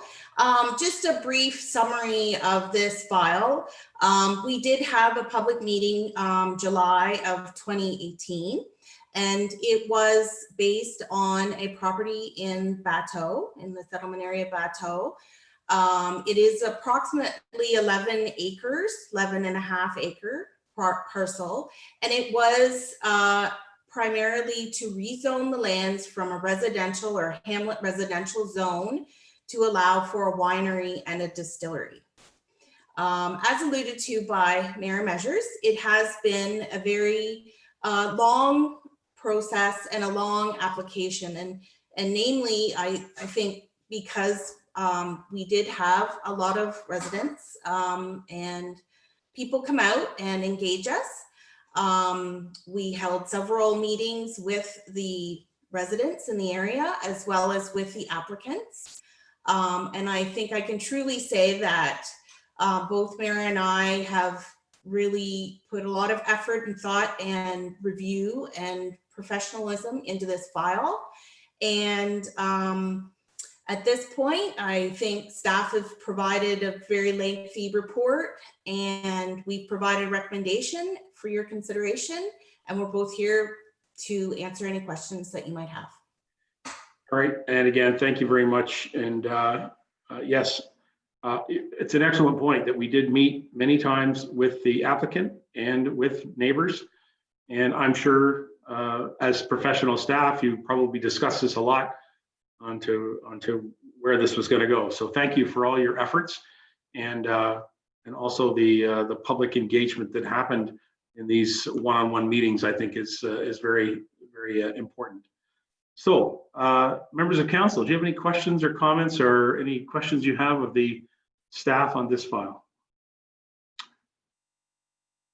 I'm seeing none. Outstanding. It's a very big report. Thank you very much, staff. Council, you've heard the motion read. We've got a mover and seconder. I'm prepared to call the motion. All those in favor? And that motion, any opposed? And the motion carries. Thank you very much. All right. Thank you, staff. Thank you for that. And now I'm moving on to another department. It's Parks, Culture, and Recreation. I know that Amanda was with us earlier, and now she's back. Nice to see you. I'm going to read this report. I'll ask for mover and seconder, and then we'll have some questions. PCR 014-2020, the Supporting Recreation and Heritage Facilities Reopening Toolkit. Recommendation be it resolved that Council of the Township of Clearview hereby 1, receive the PCR 014-2020 Supporting Recreation and Heritage Facilities Reopening Toolkit report for information. A mover and seconder, and then we'll have discussion. Mr. Where are we? Deneen and Broderick. Thank you very much, Deneen and Broderick. Wow, we finally got to this. It's a ton of work. Again, also, Mr. Vachon, I'll let you lead this off. Thank you for joining us. You want to outline the report for us? Thank you, Your Worship. I think with your permission, Your Worship, I wouldn't mind asking Ms. Murray to present her report. Of course. You can answer any questions, and I may have some comments at the end. Thanks, Your Worship. Thank you. Ms. Murray, nice to have you with us. Please give us any comments you have on your report. Thank you very much, Your Worship and members of council. The report is fairly comprehensive. It does outline the requirements and guidelines as recommended by the province of Ontario, as well as the health unit for the safe reopening of recreation facilities and heritage buildings under stage 3 of the provincial plan. This report and the complementing draft toolkit really came out as a result of discussions with our hall board chairs and the chairman of the log cabin and North America's smallest jail facilities. The discussion really centered around what types of resources and tools the township would be willing to provide to our halls as a way of supporting them as we transition into a reopening plan. The funds are received from United Way for most of the tangible assets. So things like the motion activated pumps, the floor stickers that encourage safe and physical distancing, hand sanitizer, etc. The volunteers are also going to be notified by way of this toolkit and a secondary option to actually go and do Zoom meetings or in-person training if they have any further questions. Just interestingly to note that several of our community halls have already passed resolutions that they will either remain closed for the remainder of the year, or they are only opening their facilities up for very specific rentals. So again, because of the design of the toolkit, it's quite fluid. It has all the guidelines. We're willing to work with those halls that are choosing to open for those types of events on a one-to-one basis. And I think that's what's really important about the toolkit, is that it's not a policy that the municipality has to enforce. It's supporting the recommendations and the guidelines that the province have already put out there. And we're just taking that information and putting it into a more user-friendly document for our halls and ultimately our volunteers to implement. And I guess the last key part to the toolkit is it will support our patrons and guests who are entering into the hall so that they get the consistent message and that they get to be more educated and become more familiar with what the new event and recreation experience is going to be about. So I'm happy to answer any questions. Again, the toolkit is very comprehensive, but willing to go through any of it if there's questions from council. Thank you very much. Members of council, any questions to our staff?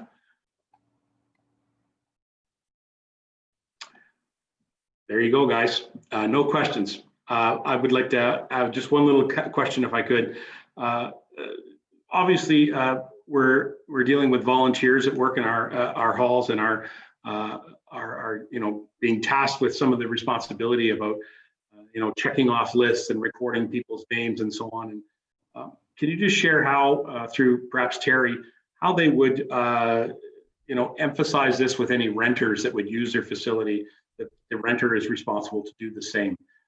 Is there something that we can do to emphasize that on behalf of our volunteers, so that the responsibility goes to the renter who's using a facility?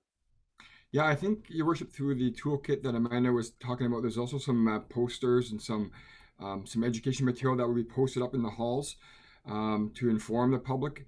Obviously the halls are responsible for managing the rentals of their facilities, so there will also be an onus on them to have to educate their renters. But like Ms. Murray mentioned, our feeling right now is that most of the halls are going to probably remain closed during phase 3. So there's only 1 or 2 halls that might rent to a certain specific group. So when it's one-on-one, it's very easy to educate.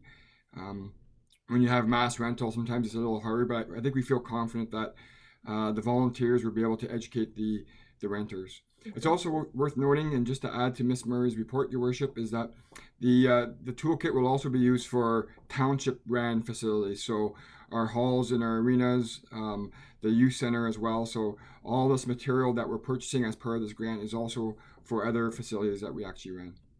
All right, thank you very much, Mr. Vachon, Ms. Murray. Great work as always. Members of council, nothing further? All right, you've heard the motion. I believe we have a mover and seconder. I'm prepared to call the motion. All those in favor?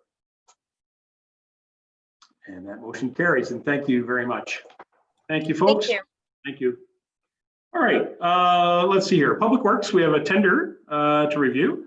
So Mr. Perot, I believe, has this one. I'll read it out and then I'll look for a mover and seconder. PW 019-2020, recommendation be it resolved that Council of the Township of Clearview hereby one, award tender for sidewalk and curb maintenance 2020 to C&V Concrete in the amount of $171,222.12, including HST. I have a mover and seconder on the floor, please. Mr. Broderick and Mr. Deputy Mayor Burton. Thank you for that. Mr. Perot, you have any comments on this? No, Your Worship, nothing further from what I had mentioned earlier, but important connection link for our students from Bing School is included in this tender from Elm Street to Jonathan Court. Okay, thank you very much. And I want to acknowledge the work that you and perhaps some of our legal team have done to secure some of the rights to establish that little bit of sidewalk. It may appear very simple on the surface, but there's a great deal of work that had to be done to secure the rights to actually install that sidewalk. So I appreciate all the effort that went into make that happen. A lot of work from our director, Mr. Ron. Fair enough. Absolutely. Mr. Walker is in there. Anybody else with any questions? Mr. Walker, go ahead. Yes, thank you, Your Worship. Just to Dan, questions from some of the residents with regards to the sidewalks that have markings on them. Are they the areas then that will be torn up and replaced? There's chunks on the main street. There's chunks of other sidewalk where there's arrows and tripping hazards circled, et cetera, are those parts of the contract to be removed and replaced? Mr. Perot? Through your worship to Councillor Walker. Nothing on the main street. The areas that in Stainer that are going to be replaced are on John Street and on Huron Street. Those are two areas. I believe or maybe our work staff have marked those locations perhaps for some grinding in the fall typically. So if there's some some sidewalk that have raised or perhaps that maybe in need of some minor repair, that they do that work, but nothing on Main Street for replacement this year. Okay, yes, thank you, Your Worship, because I know there's a chunk from Caroline to Mowat that has numerous markings on and some trip hazards circled, etc. And I was just wondering what if that possibly could be Works Department doing some grindings then. Quite possible. It could be a number of things as well. Locates could be, locating companies doing some markings. I can look into it. As our CAO had mentioned earlier, we have a certain amount of money that we tried to work into the budget and tackle them year over year. Okay, thank you. Thank you very much. Any other further questions on this topic of sidewalks and work? Nothing further. Thank you, Mr. Perot, for your effort on this, and I look forward to seeing this work done quickly, because if the school is open, we're going to need that sidewalk. So you have a mover and seconder. Can I now call the motion? All those in favor? Thank you. And the motion carries. Very good. I see the chief has joined us. Hello, Chief Payman. I'm going to read the recommendation, and then we'll have questions if necessary. FD 001 2020. Cost recovery fees with respect to the fire department's specific response. Recommendation, be it resolved. The Council of the Township of Clearview hereby receive the cost recovery fees with respect to the fire department's specific response report for information. And item 2, that Council pass the necessary bylaw to ensure cost recovery from insurance companies that insure properties after emergency calls. Can I have a mover and seconder, and then we'll have a discussion. So that'll be Deputy Mayor Burton and Councillor, Deputy Mayor Burton and Councillor Roderick. Thank you very much. Chief, this is always an interesting discussion and a good point, because we provide this service out of taxation to our citizens. We provide fire and emergency services, but there are certainly occasions when there is cost recovery that needs to be looked at. So outline this for us once again, if you would, Chief. Absolutely. Thank you, Your Worship. So in 2013, it was a little bit controversial at the time. The Clearview Township engaged in a relationship with Fire Marquee. Fire Marquee specializes in cost recovery from insurance companies that specifically to fire department involvement have certain clauses built into those insurance policies that essentially allow for additional expenses that may be incurred by emergency services. One of the things that we've definitely seen over the years is some insurance companies are very easy to work with, and some are very difficult to work with. Over the past several years, insurance companies have got fairly creative with respect to ways to skirt paying or find alternative ways. I know it's probably shocking to everybody on the panel here. But with that being said, we have recently run into a situation like that. So 2 recent payouts that we've received, one was for $14,000, and these cost recoveries look after both hard and soft costs, fixed and variable as well. So as an example, we can look for cost recovery for foam. We can look for cost recovery for damaged equipment such as hose, but we can also look for cost recovery for firefighter hours and things of that nature. With that being said, as I indicated, every policy is a little bit different. So in November of 2019, we had a check come to us for $14,000 for cost recovery. And in a very similar type fire, we also had a few months previous, we had $1,000 that came to us. Now, the difference of the two was the $14,000 came quite readily, but the $1,000, what's happening and what some of these insurance companies are doing, as the policy states that they do need to pay out this money when requested, it does not state where. And it is the option of the insurance company that they may pay directly to the homeowner. Obviously, in the case of $1,000, it doesn't seem like very much. In the case of $14,000, it does seem like quite a bit. The fire department, as everybody here knows, is not necessarily a revenue generator. And in an average year, through cost recovery, through motor vehicle collision billing, and cost recovery through fire marquee, we stand to collect about $25,000. As it stands this year, we've collected $26,000 to date. However, in this $1,000 claim, what's happened is the insurance company is essentially paid it back to the homeowner. And now we have to decide, to your point, your worship, do we want to go and knock on the door of this individual and say, hey, I believe you have our money? Or in the event that it's decided by those that be, do we want to add that to the tax bill of the individuals that collect this money? And in $1,000, it may not be worth it. But some of the bigger collections that we've seen have been upwards of $50,000. And if that same thing was to happen with a $50,000 account and the insurance company was to pay it directly to the homeowner or the property owner, I think a decision would need to be made as to, do we want to recoup those costs or not? So essentially what I'm asking here today is for council's decision as to passing this bylaw, which would in turn make it possible for us to add that that money to the tax bill of the property owner, or we can opt not to pass it, in which token we would be on the similar plane that we are now. Sometimes the insurance companies are going to pay, and sometimes the insurance companies aren't going to pay. All right.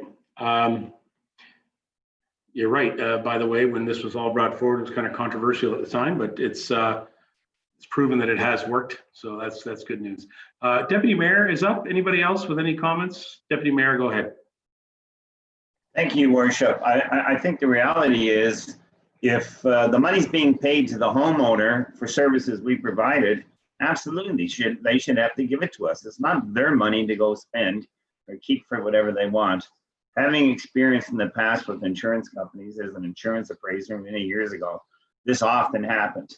And money that was meant for contractors who fixed or repaired their house, they thought that money was for them and not for the contractors. So it's clear. If they have been reimbursed, or if they've had the money forwarded to them to reimburse the fire department, and it's at the homeowner and they don't send it, go after them and get it. Thank you, Deputy Mayor. Any other questions or comments? All right, I do have a question. I'm not sure if the chief is the person to answer this. I know that our treasurer is here and our CAO is here, so I'll ask it, and Chief, you could defer to them. How does this work?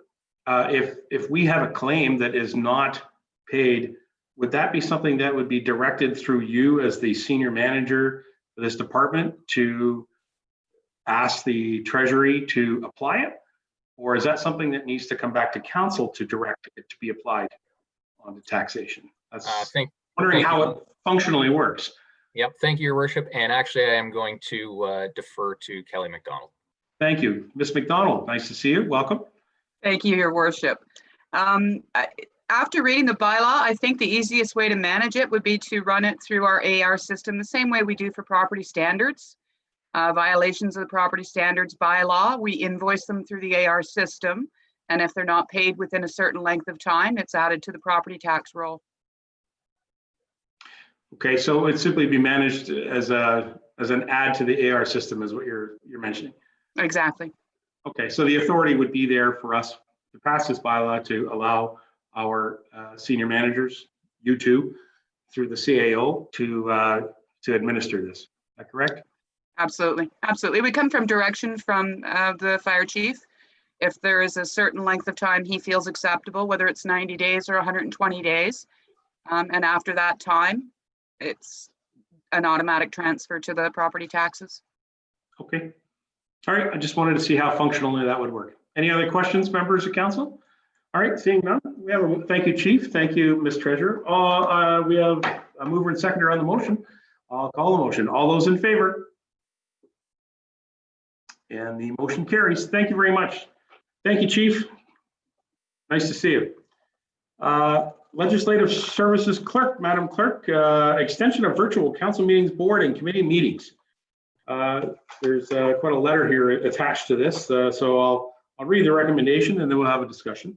Recommendation: be it resolved that Council of the Township of Clearview hereby support the recommendations of the Medical Officer of Health for Simcoe Muskoka Health Unit and continue to facilitate all council, board, and committee meetings electronically. Okay, put it on the floor. Mover and seconder, please. Mr. Walker, Mr. Lamers. Madam Clerk, would you like to comment on the letter and your report? Sure. Thank you, Your Worship and members of council. So the best part about my report is it's the last report tonight. I know it's been a long one. So I do have an update for you. Our CAO has received an updated letter from the Simcoe Muskoka Health Unit from Dr. Gardner. And he has been asked again if in-person council meetings he would recommend it, and he has again said no. So he has reiterated his advice from the July 20th letter that is attached to this report. Staff are recommending that we continue on with electronic council meetings. 2020 has been an unusual year, and we hope it's all behind us shortly. But I think we have a duty to follow Dr. Gardner's advice. Public health officials have guided us through this process, and I think they've done a really good job, and they should be commended. And I think we need to do our part and to continue to follow the advice of those professionals. I know that the CAO is part of a working group with other CAOs where they meet with Dr. Gardner regularly, and I believe even weekly. So this advice could change in the future, but for right now, it's my recommendation that we continue on with this. In saying that, because I'm recommending and hoping council approves it, that we continue on a little bit longer with this process, I do think there's some things that we need to address through the process. The first thing that I wanted to mention is delegations right now are in writing only. And I think there is an opportunity to engage the public to be live, just like council is live here tonight and staff, as well as how the applicants come on the screen during public meetings where we could facilitate that process. So that's something that I would recommend moving forward, that we could adapt just to the changing needs of electronic meetings and the continuation. The other thing that some municipalities are doing is for the public or the planning public meeting portions, they're having people that wish to address council live like this can register ahead of time, and we can set it up so they can actually interact with members of council virtually. That doesn't mean that members of the public cannot still submit written comments. Like any planning public meeting, written comments are always received. So that doesn't negate that process, but I think we can step it up with a couple of other avenues so that we're engaging further as we try to get through COVID-19. Dr. Gardner, he doesn't talk about boards and committees. He only refers to council. But I think in fairness to everyone, and waiting for another month or so and seeing what the results are going to be from the kids going back to school and things of that nature, I would also recommend that board and committee meetings continue on virtually as well. I know this isn't necessarily the greatest platform for conducting meetings, and we all miss in-person meetings, but I do strongly feel that we do need to continue to follow the advice of the medical health professionals and Dr. Gardner's team. They've done a great job, and that's why my recommendation is what it is. And I'd be happy to answer any questions that council may have. Thank you, Your Worship. All right, thank you, Pam. Members of council, any questions to the clerk? Yes, Councillor Patterson first. Anybody else? Councillor Patterson, go ahead. Janine, I recognize. Go ahead. Hi, Pam. Thanks for the report. I agree with the report. Have you given any thought to some of the other programs that we've got coming up as well? For example, council workshops to do some of the things that we have done workshops in, for example, getting preparation for the budget. You and I have talked about the procedure review that we need to do. We're a year away, almost a little bit more than a year away from next election, and we've got some decisions to make, partly to do with the county council. And I just think that there are some, and then of course there's the strategic budget session. So if we're still in video mode, which I'm happy with, I think it works. I would like to give some thought to that as well. So I know you've thought some things, but I'd like to hear your opinions. Okay. Thank you, Your Worship. So I think there is some merit in exploring, whether an in-person meeting would be something that would qualify for a workshop as an example, but I would be hesitant to do it right away. I think this year is different, and nobody expected this at the beginning of the year. Nobody thought that we were going to be in the middle of a pandemic and COVID-19, and nobody probably knew what COVID-19 was, before March occurred. So I'd have to give it a lot of thought, Councillor Patterson. If there is an in-person meeting, whether it's a workshop or a meeting, there's really stringent guidelines that have to be followed. And I don't think that council, and I'll just talk about council at this point in time, it's not going to feel like it used to. So everyone is going to be required to wear a mask. And there's big separation distances, things of that nature. And I don't have all of the requirements in front of me, but I think this year we have to look at new ways of doing things, and doesn't mean it's going to continue. But I think for this year, we need to be safe. So I'm not ruling it out. It's not even really my decision. I'm just making recommendations, but I think we would have to think long and hard before we put ourselves in that situation. Thank you. Councillor Janine is next, then Councillor Patterson again. Councillor Janine. I just wanted to say thank you, Pam, for your consideration and thoughtfulness and for looking after everyone's well-being. It's great, and I appreciate what you're doing. Thank you. Good comments. Thank you, Councillor Janine. Back to Councillor Patterson. Anybody else? Now, Pat, I wasn't suggesting that we meet in person. I was suggesting that we have workshops video. Not wait. I think the thinking was a couple months ago that we'll be back in the seat, in August, and then we can do some of our in-person, because it would be better, for example, to have the free-flowing discussion and the pad boarding to do the some of the strategic work we do and the workshopping. But I'm saying I don't think we should wait any longer. I think the video has proven to be effective, maybe not the best, but effective. And so this is a new way of doing things that we would start doing, getting back to some of our deferred tasks by video. Not in person. I wouldn't recommend in person right now. All right, thank you. Thank you, Councillor Patterson. In fact, nobody else? Anybody else? I'm looking for other comments. No? I'd just like to throw a comment in there, and I see Steve Sage is there too. I actually support what you're saying, Councillor Patterson, and the fact that those workshops that are very important, our strategic budget workshop, our procedural bylaw workshop, as well as the decisions that need to be made in relation to the size of our council, because we need to make those decisions prior to the election. And that also is relevant to a discussion that's going to happen tomorrow at County Council. So there's a lot of balls in the air on this one. And so I appreciate exactly everything you said there, Councillor Patterson. And I'll just state it again.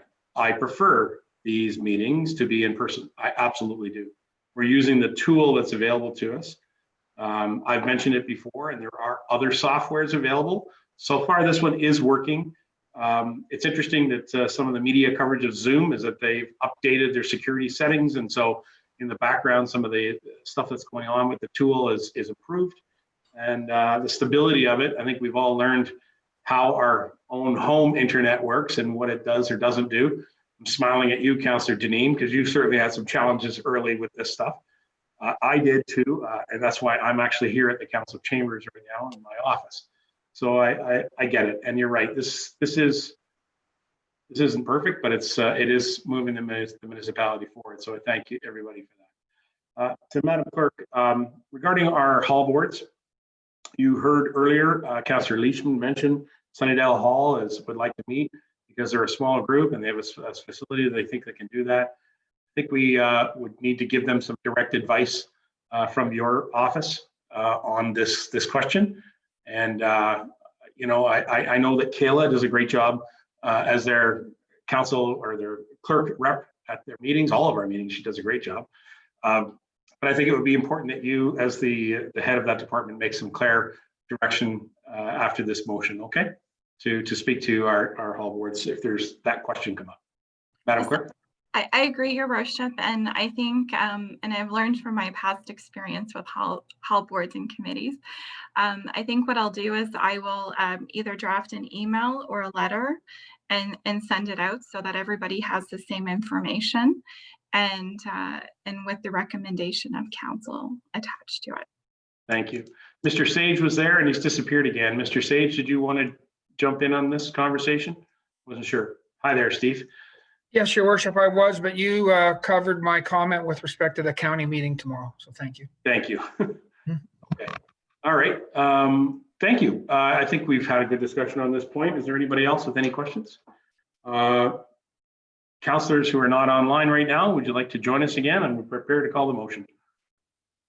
All right. Yeah. Yes. No. Yeah. Okay. Everybody's here. You've got a mover and seconder on the motion. All those in favor? And the motion carries. Thank you very much. Thank you, Madam Clerk. And you're right. It is the last motion, with the exception of all of our bylaws. So let's go through our bylaws, folks. All right. Okay. Bylaw number 20-55, site plan agreement for 10158 County Road 9. Recommendation be it resolved that bylaw number 20-55 being a bylaw to enter into a site plan agreement to be presented and read a first, second, and third time, finally passed on this 10th day of August 2020. Mover and seconder on the bylaw, please. Let's see, Burton and Walker. Burton and Walker. You've heard the bylaw. All those in favor? And the bylaw carries. Thank you. Number 20-56 is a cost recovery fees regarding the fire department specific response. Recommendation be it resolved that bylaw number 20-57 being a bylaw to authorize cost recovery fees be presented and read a first, second, and third time and finally passed on the 10th day of August 2020. Can I get a mover and seconder on the floor, please? And Mr. Broderick, Mr. Burton. Mr. Broderick, Mr. Burton. You've heard the bylaw, council. All those in favor? And the motion carries. Bylaw carries. Item number 20-57 is to amend the appointment bylaw number 19-06. Recommendation be it resolved that bylaw number 20-57 being a bylaw to amend appointment bylaw 19-06 be presented and read a first, second, and third time and finally passed on this 10th day of August 2020. Mover and seconder on the floor, please. Mr. Lamers, Mr. Walker. All right. Any questions or comments? You've heard the bylaw. Those in favor? All those in favor? Oh, sorry, Mr. McKechnie would like to speak. Go ahead, Mr. McKechnie. Certainly, your privilege to speak on this. So I believe since this bylaw is about me, I think that maybe I should not vote on this and step aside and declare conflict. Thank you. That's fine. Madam Clerk, please acknowledge that the Councillor McKechnie has stepped aside on this bylaw. Okay. Thank you, Mr. McKechnie. And thank you. I'm going to call the motion once again. So all those in favor, please. And thank you. That motion carries. The bylaw carries. Thank you. Thank you, Mr. McKechnie. Item number 13 is the notice of motion. Mr. Patterson has a notice of motion regarding a procedural bylaw review. We'll review that on September the 14th. And then item number 14. Yeah, we're going to do that on September the 14th. And then item number 14 is the bylaw to confirm the proceedings of the council meeting. Recommendation be it resolved that bylaw number 20-58, being a bylaw to confirm the proceedings of the August 10th, 2020 council meeting, be presented over to first, second, and third time finally passed on the 10th of August 2020. A mover and seconder, please. Mr. Broderick and Ms. Deneen, Councillor Deneen. And you've heard the bylaw. All those in favor? Thank you. Thank you. That bylaw carries. Last item is the motion to adjourn. At our last council meeting, council, I recommended to you that we would be having a discussion about how we would conduct our meetings in the future as a result of the work that came forward and the letters that came forward from the health unit. You can see that we're not really going to have that discussion. So thank you for participating. And thank you for the motion from the clerk. Council, notice to motion to adjourn. Recommendation be it resolved that council meeting be adjourned at, it says 8:39 on my computer, 8:39 p.m. A mover and seconder, please. Councillor McKechnie, seconded by Deputy Mayor Burton. And you've heard the motion. All those in favor? And that motion carries. So at this time, we'll adjourn this meeting. Thank you very much. Please be safe out there, folks. Thank you.